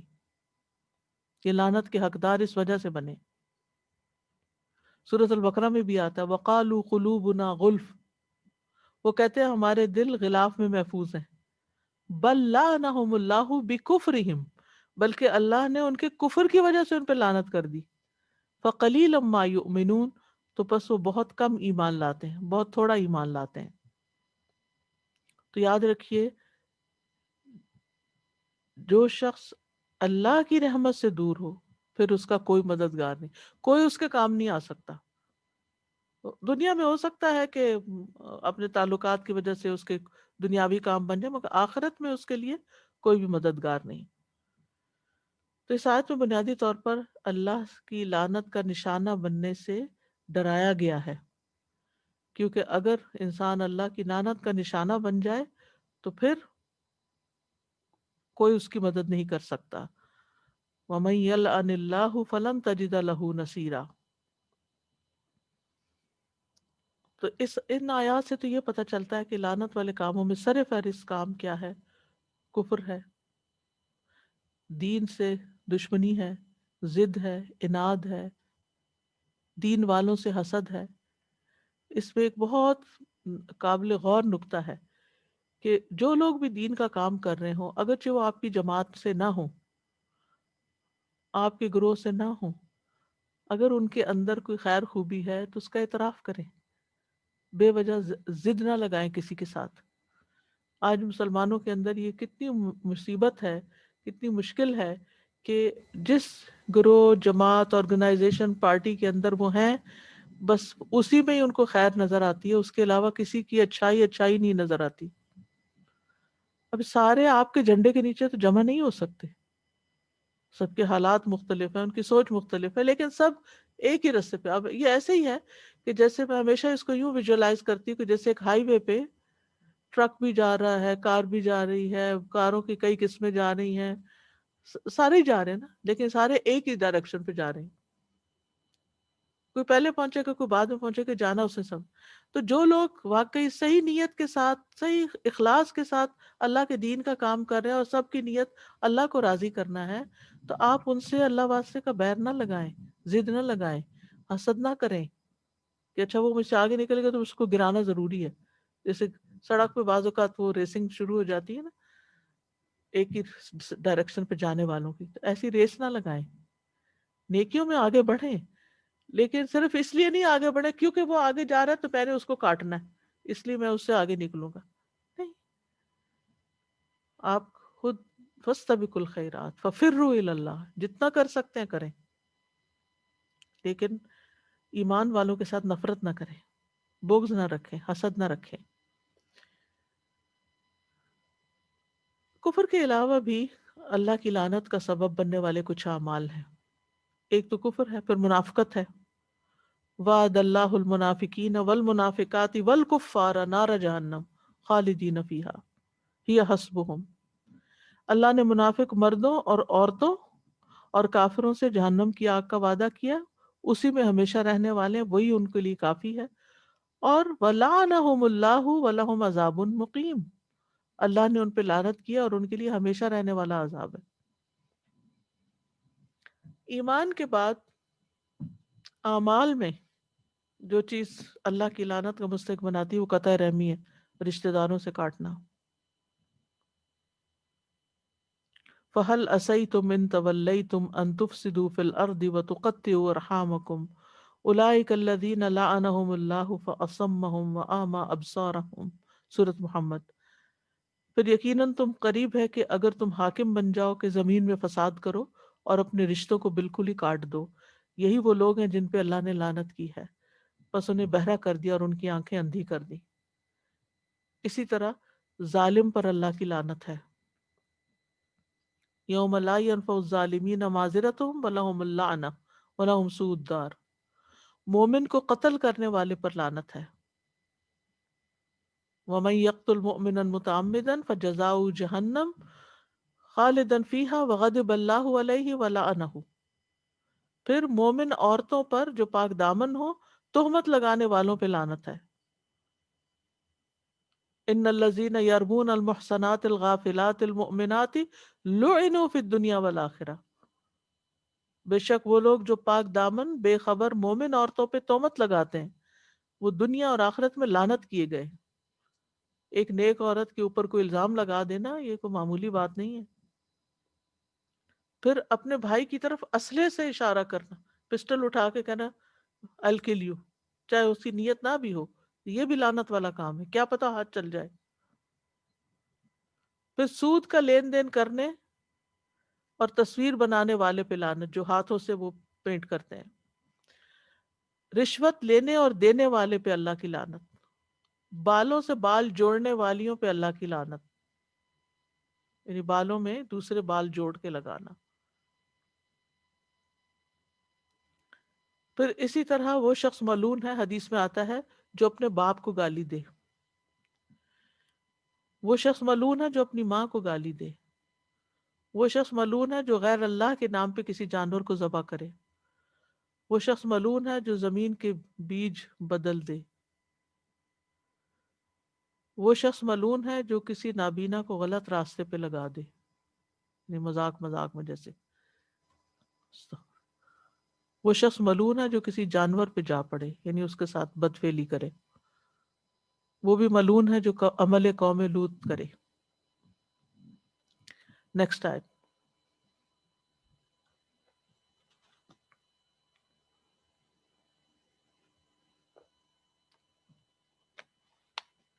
(53) أم لهم نصيب من الملك فإذا لا يؤتون الناس نقيرا۔ یا ان کے لیے بادشاہت میں سے کوئی حصہ ہے، تب تو یہ لوگوں کو کھجور کی گٹلی میں سوراخ کے برابر بھی کچھ نہ دیں گے۔ نقیر آ گیا۔ اس کا مطلب یہ ہے کہ اللہ کی اس عظیم بادشاہت میں کسی کا کوئی حصہ نہیں، کیونکہ وہ اس کے مستحق نہیں۔ اگر فرض بھی کر لیا جائے کہ ان کو کچھ حصہ دیا جائے تو وہ شدید حرص اور بخل کی وجہ سے اور اس دنیا کو ترجیح دینے کی وجہ سے اس میں سے اپنے سوا کسی کو تھوڑا سا بھی نہیں دیں گے، نقیر جتنا بھی نہیں دیں گے، اتنے بخیل ہیں۔ اور نقیر وہ چھوٹا سا نقطہ، چھوٹا سا ڈاٹ جو اس کی پشت پہ ہوتا ہے، کھجور کی گٹلی کی پشت پہ ہوتا ہے۔ کسی چیز کو حقیر بتانے کے لیے، قلیل بتانے کے لیے یہ بطور مثال بیان ہوتا ہے۔ نیکسٹ آیت 54۔ أم يحسدون الناس على ما آتاهم الله من فضله فقد آتينا آل إبراهيم الكتاب والحكمة وآتيناهم ملكا عظيما۔ یا وہ لوگوں سے اس پر حسد کرتے ہیں جو اللہ نے انہیں اپنے فضل سے عطا کیا۔ کوئی شک نہیں ہم نے آل ابراہیم کو کتاب و حکمت دی اور ہم نے انہیں بہت بڑی بادشاہت عطا کی۔ یہاں ام کا لفظ ہے نا، یہ بل کے معنوں میں بھی استعمال ہوتا ہے، بلکہ، یعنی بلکہ وہ لوگوں سے حسد کرتے ہیں۔ کس بات پہ حسد کرتے ہیں؟ کہ اللہ تعالیٰ نے بنی اسرائیل کو چھوڑ کر دوسروں میں نبی کیوں بنایا؟ کون سا نبی؟ محمد صلی اللہ علیہ وسلم۔ ام یحسدون الناس علی ما آتاہم اللہ من فضلہ، اس بات پر جو اللہ نے انہیں اپنے فضل سے عطا کیا. فضل سے مراد یہاں نبوت، ہدایت اور ایمان ہے. فقد آتینا آل ابراہیم، تو ہم نے عطا کی آل ابراہیم کو. آل ابراہیم میں کون کون ہے؟ ابراہیم علیہ السلام کے بعد جتنے بھی پیغمبر جو نون ہیں وہ سب انہی کی آل میں سے ہیں، چاہے بنی اسماعیل ہوں یا بنی اسرائیل ہوں، ان سے پہلے کے انبیاء کو چھوڑ کر اور لوط علیہ السلام کو چھوڑ کر. تو پہلے کے انبیاء میں سے کون ہے؟ ادریس علیہ السلام ہے، ہود علیہ السلام ہے، صالح علیہ السلام ہے، نوح علیہ السلام ہے، آدم علیہ السلام ہے. وہ آل ابراہیم نہیں، لیکن باقی سب آل ابراہیم ہے. تو آل ابراہیم کو ہم نے کتاب دی. جتنی کتابیں آسمانی نون ہیں وہ سب صحف ابراہیم و موسیٰ سے لے کے سارے کے سارے انہی کے اندر آئیں. والحکمت، اور صرف کتاب نہیں دی، ان سب کو حکمت بھی دی. یعنی صرف کتاب نہیں اتری بلکہ کتاب کی امپلیمنٹیشن کے لیے طریقہ کار بھی بتایا گیا، یعنی سنت بھی ساتھ، انبیاء کی سنت. جب میں پڑھ رہی تھی تو میں سوچ رہی تھی کہ ابراہیم علیہ السلام کی وہ کیا نیکی تھی جس کی وجہ سے اللہ نے ان کی نسلوں میں اتنی خیر جاری کر دی. کسی کی نسل میں ایک پیغمبر کا ہونا، دو کا ہونا، وہی بہت بڑی بات ہے. کہاں یہ کہ سارے ہی ان کی اولاد میں ہوں، پھر ایک کتاب ملے، دوسری ملے، ساری کتابیں ان کی اولاد کو ملیں، امتیں ان کی اولاد میں سے پیدا ہوں. کیا چیز تھی؟ سچائی کی تلاش، توحید، اور توحید پر یکسو ہونا، کوئی ڈاؤٹ نہیں، کوئی شک نہیں، اور اللہ کی خاطر ہر قربانی کرنے کو تیار ہو جانا، اپنی جان کی بھی آگ میں پڑنے کو تیار ہو جانا، اولاد کی بھی، اسماعیل علیہ السلام کو ذبح کرنے کے لیے تیار ہو جانا، بیوی بچے کی جدائی کی، ان کو دور چھوڑ کے آ جانا. یعنی اور پھر اپنے ماں باپ کو چھوڑ دینا حق کی خاطر، کیونکہ انہوں نے کہا نکل جاؤ ورنہ ختم کر دیں گے تمہیں، یہاں نہیں رہ سکتے اب. اور پھر اس کے ساتھ ساتھ دل کا اتنا اچھا ہونا کہ جنہوں نے برا کیا ان کے لیے بھی بھلا سوچنا.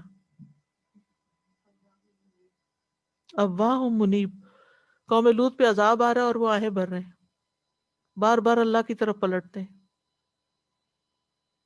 یہ خوبیاں ہیں جن کو دیکھ کر ہمیں ان رشک کرنا چاہیے اور ان کو اپنے اندر لانے کی کوشش کرنی چاہیے. صرف ان کی تعریف کر دینا کافی نہیں ہے، ان جیسے کام بھی کرنے کی کوشش کرنی چاہیے.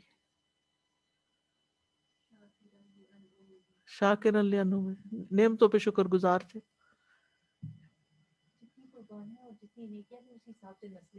اسی حساب سے وَآتَيْنَاهُ أَجْرَهُ فِي الدُّنْيَا، اللہ تعالیٰ فرماتے ہیں ہم نے اس کا اجر، اس کی نیکیوں کا اجر اس کو دنیا میں بھی دیا. اور یہ نہیں کہ صرف ابراہیم علیہ السلام کو اللہ تعالیٰ دیتے ہیں، اللہ تعالیٰ سب کو دے سکتے ہیں.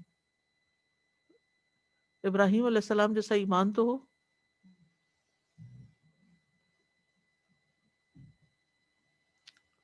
ہم جہاں دنیا کا معاملہ آتا ہے کمپرومائز کر جاتے ہیں، پھر کمپرومائز کر جاتے ہیں، پھر کمپرومائز کر جاتے ہیں.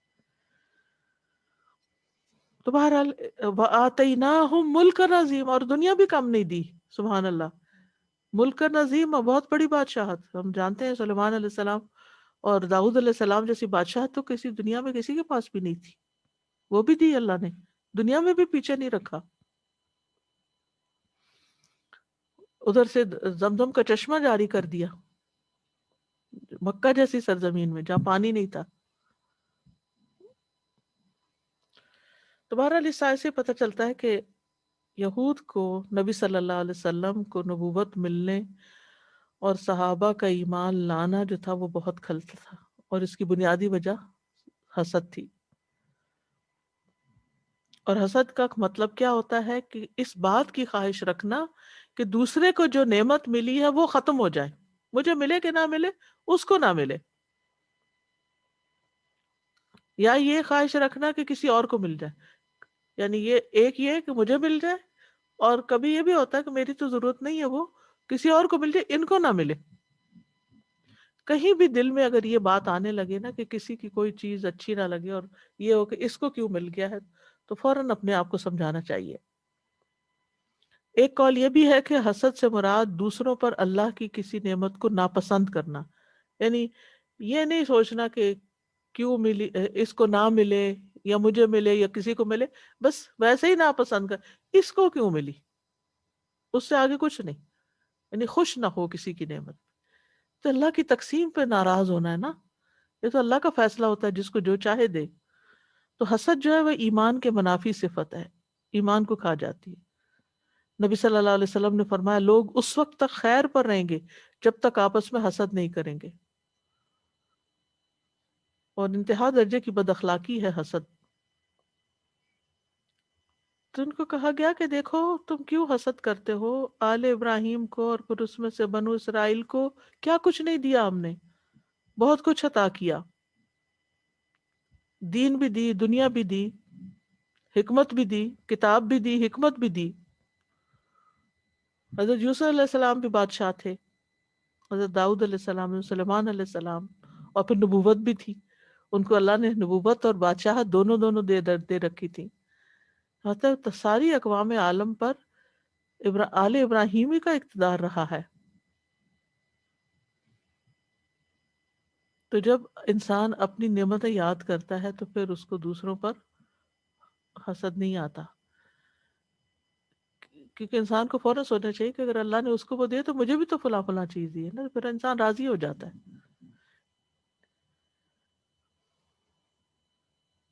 اور پھر ایک یہ بات بھی ہے سٹل طریقے سے بتائی گئی کہ اگر وہ نبوت محمد صلی اللہ علیہ وسلم کے پاس گئی تو وہ بھی تو آل ابراہیم میں سے ہی ہے نا، تم بھی اسی میں سے ہو، وہ بھی چچا کے بیٹے ہو، یعنی اسماعیل اور اسحاق دونوں انہی کی اولاد ہے نا، تو ان کے بچے پھر چچا کے وہ کزنز ہو گئے سارے۔ لیکن انسان سوچتا نہیں، اور عموماً جیلسیز جو ہے وہ قریب قریب کے لوگوں میں ہی زیادہ ہوتی ہیں۔ نیکسٹ آیت 55۔ فمنهم من آمن به ومنهم من صد عنه وكفى بجهنم سعيرا۔ تو ان میں سے کوئی اس پر ایمان لایا ہے اور کوئی اس سے رک گیا ہے، اور ایسے لوگوں کے لیے بھڑکتی ہوئی جہنم ہی کافی، یا بھڑکتی ہوئی آگ ہی کافی، دونوں معنی ہو سکتے ہیں۔ فمنہم تو ان میں سے، یعنی ان اہل کتاب میں سے، من آمن بہ جو اس نبی پر ایمان لایا ہے، اور بہ میں تین چیزیں آتی ہیں۔ ایک یہ کہ وہ پیچھے آل ابراہیم کی جو بات ہے، یعنی آل ابراہیم کو جو دیا اس پر ایمان لاتا ہے، دوسرا محمد صلی اللہ علیہ وسلم پر، اور تیسرے قرآن مجید پر۔ تو ان میں سے کچھ ایسے تھے جن کو علم کا ایک حصہ دیا گیا اور انہوں نے ان چیزوں کی تصدیق کی۔ اور ویسے بھی ہم دیکھتے ہیں کہ سارے اہل کتاب برابر نہیں ہیں۔ سورۃ آل عمران میں آتا ہے لیسوا سواء من اہل الکتاب امۃ قائمۃ یتلون آیات اللہ آناء اللیل وهم یسجدون یؤمنون باللہ والیوم الآخر ویأمرون بالمعروف وینہون عن المنکر ویسارعون فی الخیرات واولئک من الصالحین۔ وہ سب برابر نہیں۔ اہل کتاب میں سے ایک جماعت قیام کرنے والی ہے جو رات کے اوقات میں اللہ کی آیات کی تلاوت کرتے ہیں اور وہ سجدے کرتے ہیں، اللہ اور یوم آخرت پر ایمان رکھتے ہیں، اور نیکی کا حکم دیتے ہیں اور برائی سے منع کرتے ہیں، اور اچھے کاموں میں ایک دوسرے سے جلدی کرتے ہیں، اور یہ لوگ صالحین میں سے ہیں۔ تو یہ انصاف کی بات ہے۔ اصل میں قرآن جو ہے نا مسانی میں ہے، مسانی کا مطلب ہے جنت کا ذکر ہے تو جہنم کا ذکر ہے، ان کے کفر کا ذکر ہے تو ان کے ایمان کا بھی ذکر ہے۔ وَكَفَى بِجَهَنَّمَ سَعِيرًا، اور ان میں سے کچھ ایسے ہیں جو روکنے والے، انکار کرنے والے، تو جو انبیاء کا انکار کرتے ہیں اور دوسروں کو بھی اس سے روکتے ہیں، ان کا انجام پھر کیا ہے؟ جہنم۔ یعنی ایسے لوگوں کو پھر ان کے جرائم کے مطابق سخت سزا دی جائے گی۔ جس طرح یہ لوگ دنیا میں حسد کی آگ میں جلتے رہے، آخرت میں جہنم کی بھڑکتی آگ میں جلتے رہیں گے۔ وَكَفَى بِجَهَنَّمَ سَعِيرًا۔ 56. إن الذين كفروا بآياتنا سوف نصليهم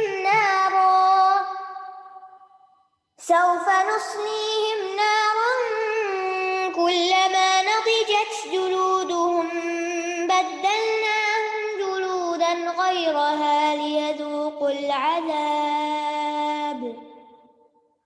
إن الله كان عزيزا حكيما.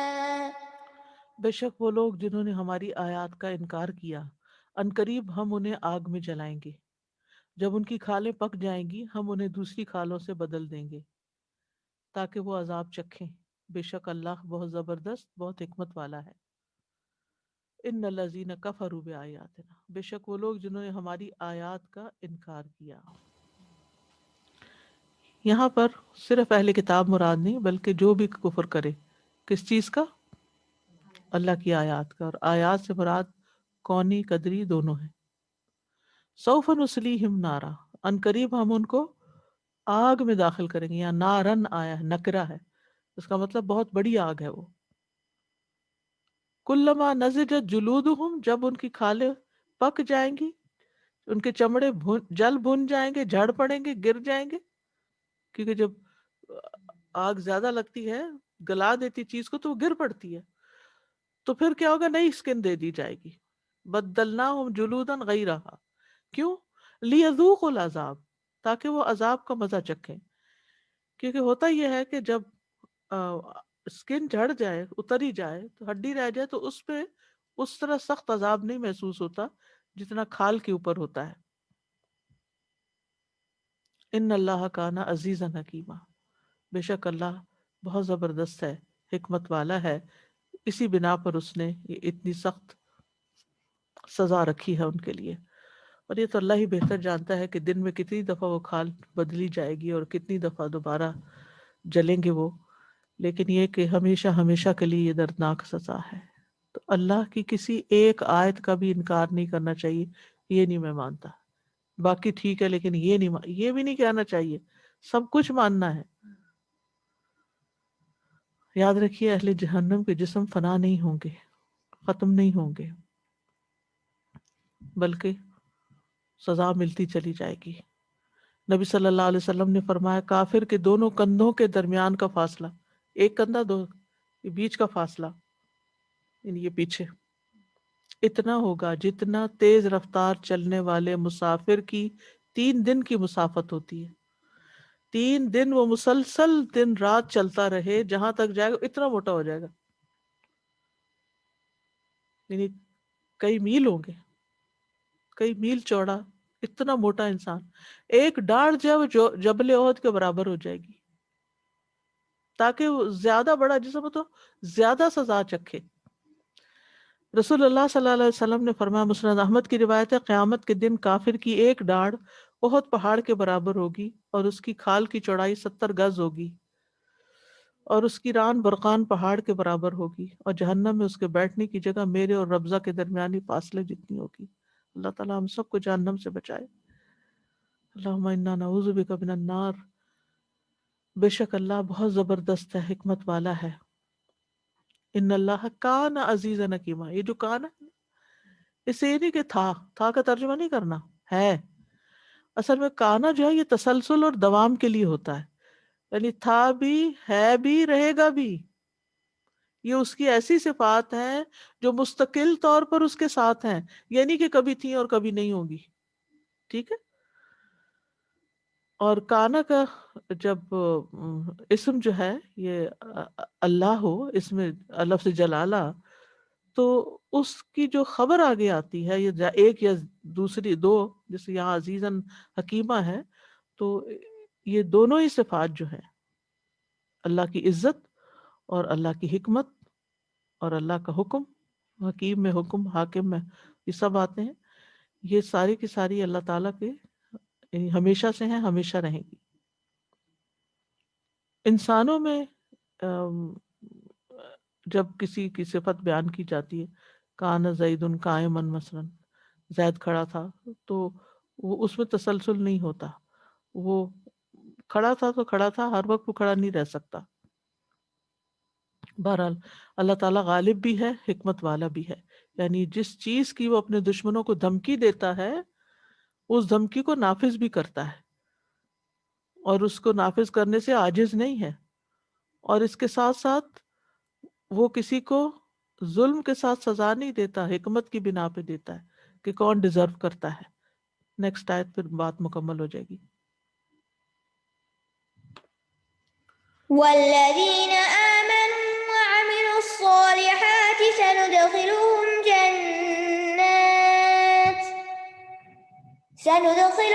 جنات تجري من تحتها الأنهار خالدين فيها أبدا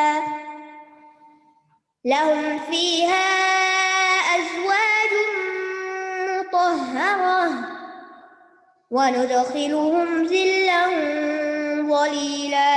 اور وہ لوگ جو ایمان لائے اور انہوں نے نیک عمل کیے، ان قریب ہم انہیں ایسے باغات میں داخل کریں گے جن کے نیچے سے نہریں بہتی ہیں، وہ ان میں ہمیشہ ہمیشہ رہنے والے ہیں.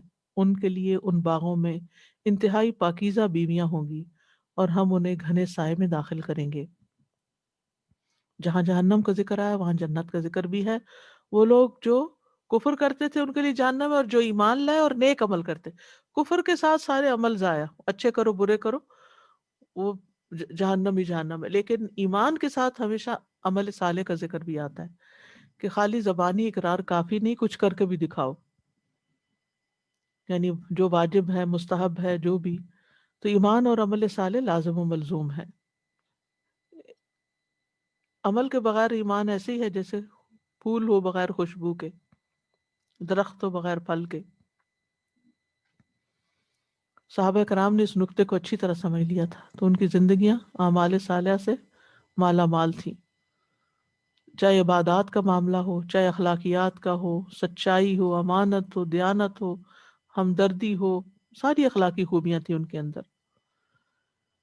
تو ایسے لوگوں کی جزا کیا؟ سندخلہم جنات تجری من تحتها الانہار خالدین فیہا ابدا، کہ وہ سدا بہار باغات میں رہیں گے جن کے اطراف و اکناف میں نہریں رواں دواں ہوں گی. جہاں چاہیں گے، جو چاہیں گے ان کو میسر آئے گا. یعنی جہاں چاہیں گے رہیں گے، اور جو چاہیں گے مل جائے گا. ہمیشہ ہمیشہ رہیں گے، کہیں جانا نہ چاہیں گے. اس میں دودھ کی نہریں ہوں گی، شراب کی نہریں ہوں گی، پانی کی نہریں ہوں گی، شہد کی نہریں ہوں گی، سمندر ہوں گے. لہم فیہا ازواج مطہرہ، پاکیزہ بیویاں ہوں گی، بری عادات اور برے اخلاق سے پاک، ہر میل اور ہر عیب سے پاک. وندخلہم ظلا ظلیلا، اور ہم ان کو گھنے سایوں میں داخل کریں گے. جنت میں لمبے لمبے سائے ہوں گے. نبی صلی اللہ علیہ وسلم روایت کرتے سے، حضرت ابو ہریرہ نبی صلی اللہ علیہ وسلم سے روایت کرتے ہیں، آپ نے فرمایا بے شک جنت میں ایک درخت اتنا بڑا ہوگا کہ ایک سوار اس کے سائے میں 100 سال تک چلے گا، پھر بھی اس کا سایہ ختم نہ ہوگا. اگر تمہارا جی چاہے تو اس آیت کی قرات کر لو. وظل ممدود، ایسا سایہ جو خوب پھیلا ہوا ہوگا. تو اللہ سبحانہ وتعالی ہم سب کو اپنی جنتوں میں بسائے اور ہمیں نیک اعمال کی توفیق دے. وآخر دعوانا ان الحمد للہ رب العالمین. سبحانک اللہم و بحمدک، اشہد ان لا الہ الا انت، استغفرک و اتوب الیک. السلام علیکم و رحمۃ اللہ وبرکاتہ. اللهم صل على محمد وعلى آل محمد كما صليت على إبراهيم وعلى آل إبراهيم إنك حميد مجيد. اللهم بارك على محمد وعلى آل محمد كما باركت على إبراهيم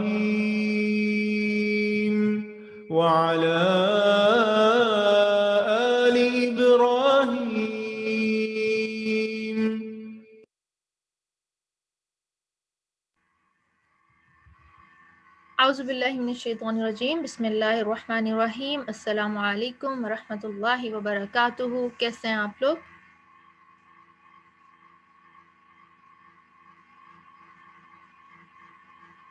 الحمدللہ آج کی آیات ہم نے سٹارٹ کی الحمدللہ۔ میں دعا کرتی ہوں، آپ بتائیے گا کہ ہم نے کہاں سے کہاں تک لیسن جو ہے اپنا کمپلیٹ کیا، ٹھیک ہے؟ آیا کا بگننگ نمبر اور لاسٹ نمبر ذرا لکھیے گا۔ رب اشرح لی صدری ویسر لی امری واحلل عقدۃ من لسانی یفقہوا قولی، آمین الہی آمین۔ اوکے 47 سے 57 تک آلموسٹ 10 آیتیں ہم نے کی ہیں الحمدللہ۔ مینلی کن کا ذکر پڑھا ہے ہم نے؟ مینلی کن کی بات کی گئی ہے؟ اہل کتاب کی، ٹھیک ہے؟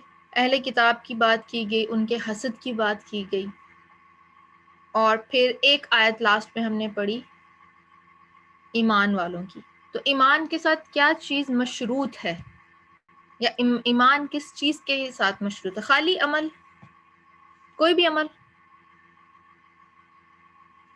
نیک عمل، صالح عمل جو اللہ کے ہاں قبولیت والا ہو۔ اور صالح عمل کی کیا شرط ہے؟ کس عمل کو ہم صالح بولیں گے؟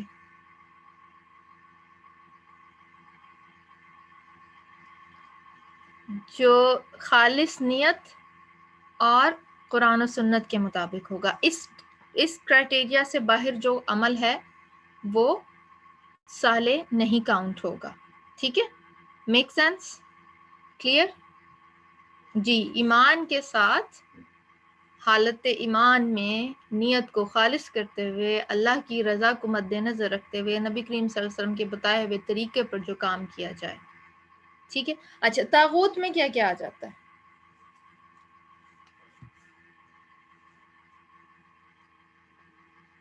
کشف تو دیکھیں، جہاں تک مجھے پتا ہے کشف I don't know کسی کو ہوتا ہے یا نہیں، لیکن اللہ ادری، مجھے اس کے بارے میں اتنے زیادہ نہیں پتا، ٹھیک ہے؟ It's a whole lot different topic and I don't want to discuss it، تو اس کو یہیں پہ چھوڑ دیں، اس لیے میں بالکل کچھ نہیں جانتی۔ اچھا، طاغوت میں کیا کیا چیزیں شامل ہوتی ہیں؟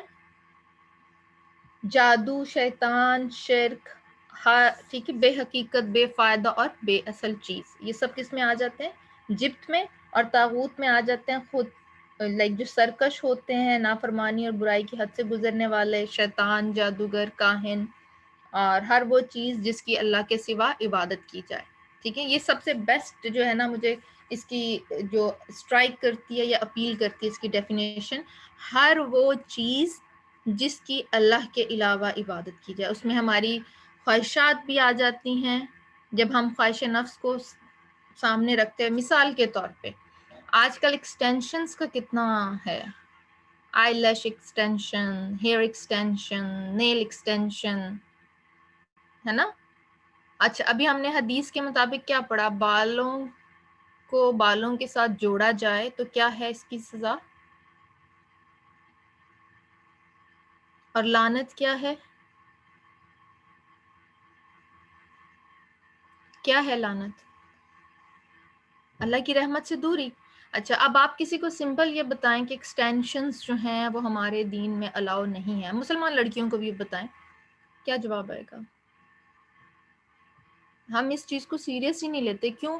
ہمیں خوبصورت دکھنا ہے، ہمیں اچھا لگنا ہے، ہمیں فیشن کرنا ہے، تو اس میں پھر ہم کیا کر رہے ہیں؟ خواہش نفس کو فالو کر رہے ہیں۔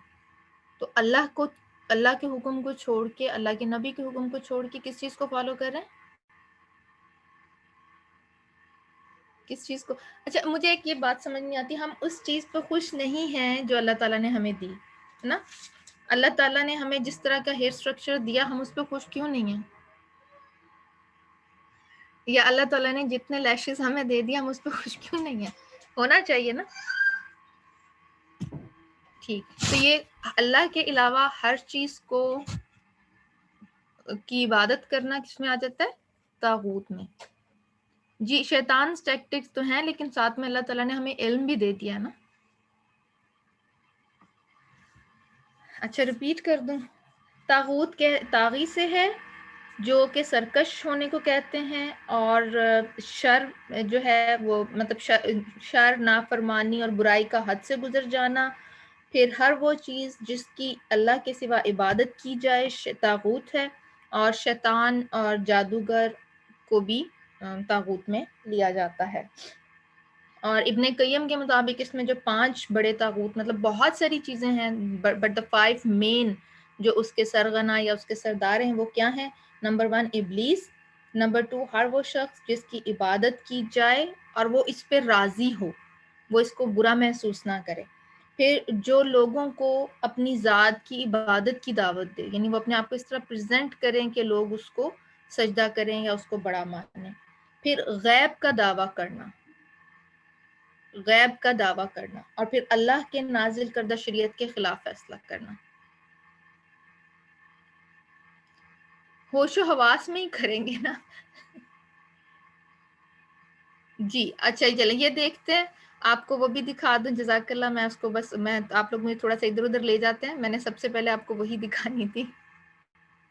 آیا نمبر ہماری تھی 49، ٹھیک ہے، اور یہ اس کی تھوڑی سی ڈیٹیل میں آپ کے ساتھ شیئر کرتی ہوں. ایک سیکنڈ دیجیے گا، ٹھیک ہے.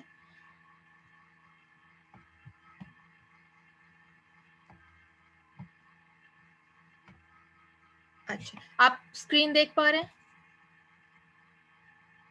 الم تری الی الذین یزکون انفسهم بل اللہ یزکی من یشاء ولا یظلمون فتیلا. اب فتیل کیا ہے آپ یہ دیکھتے ہیں، یہ دیکھ رہے ہیں آپ، یہ بہت کلوز اپ لیا ہوا ہے، اور یہ چیز جو نظر آ رہی ہے نا آپ کو،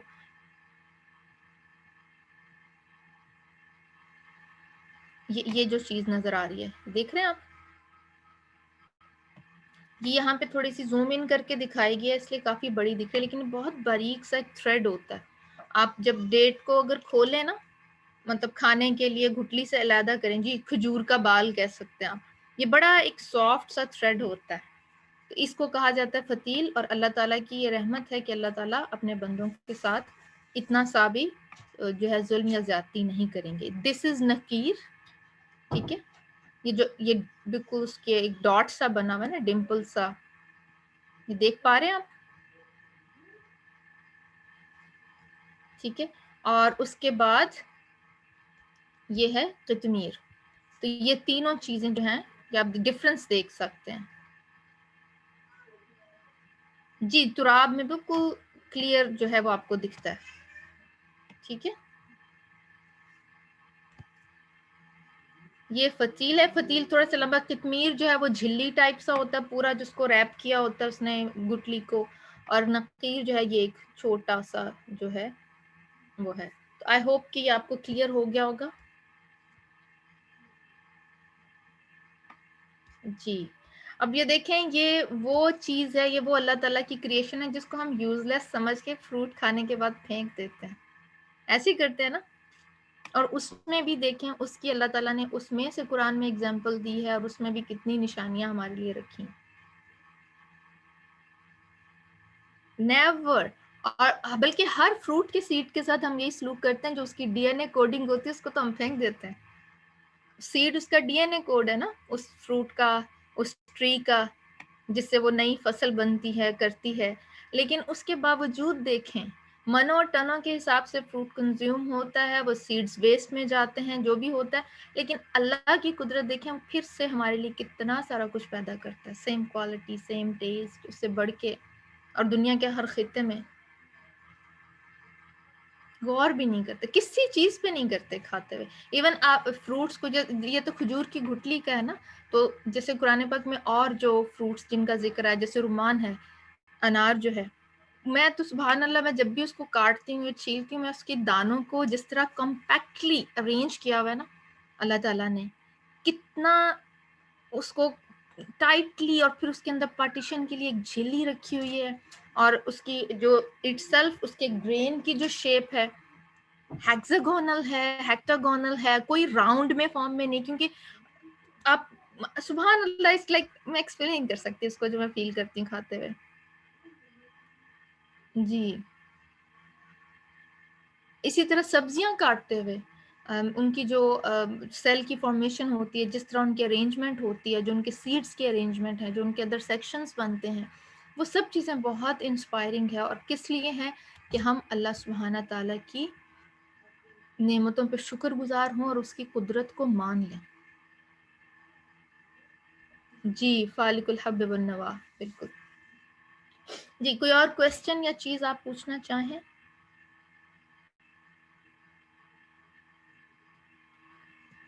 کلیئر ہے؟ اجازت ہے آپ کلاس کو کنکلیوڈ کر لیں.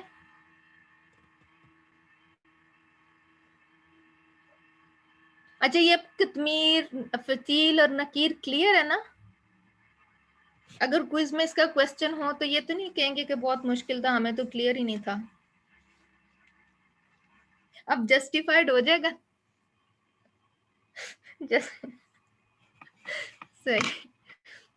اچھا دعا جو ہے نا انشاءاللہ لکھی ہوئی فارم میں ہم ڈھونڈتے ہیں. اگر میں نے دیکھا، لیکن وہ چونکہ مجھے بھی آپ کے ساتھ ایز اے اسٹوڈنٹ میں بھی ہوں، نوٹس لینے ہوتے ہیں.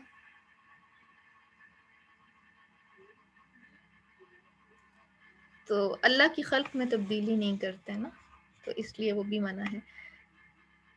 جی جی بالکل آپ گروپ میں شیئر کر سکتے ہیں. تو میں وہ دیکھ نہیں پائی، ٹائم تھوڑا تھا، تو انشاءاللہ گروپ میں یا بعد میں آپ سے شیئر کر لیں گے. ٹھیک ہے جی سارا آپ ضرور شیئر کریں ٹیلی گرام گروپ میں. جزاکم اللہ خیرا کثیرا، بارک اللہ فیکم، سبحانک اللہم و بحمدک، اشہد ان لا الہ الا انت، استغفرک و اتوب الیک. السلام علیکم ورحمۃ اللہ وبرکاتہ.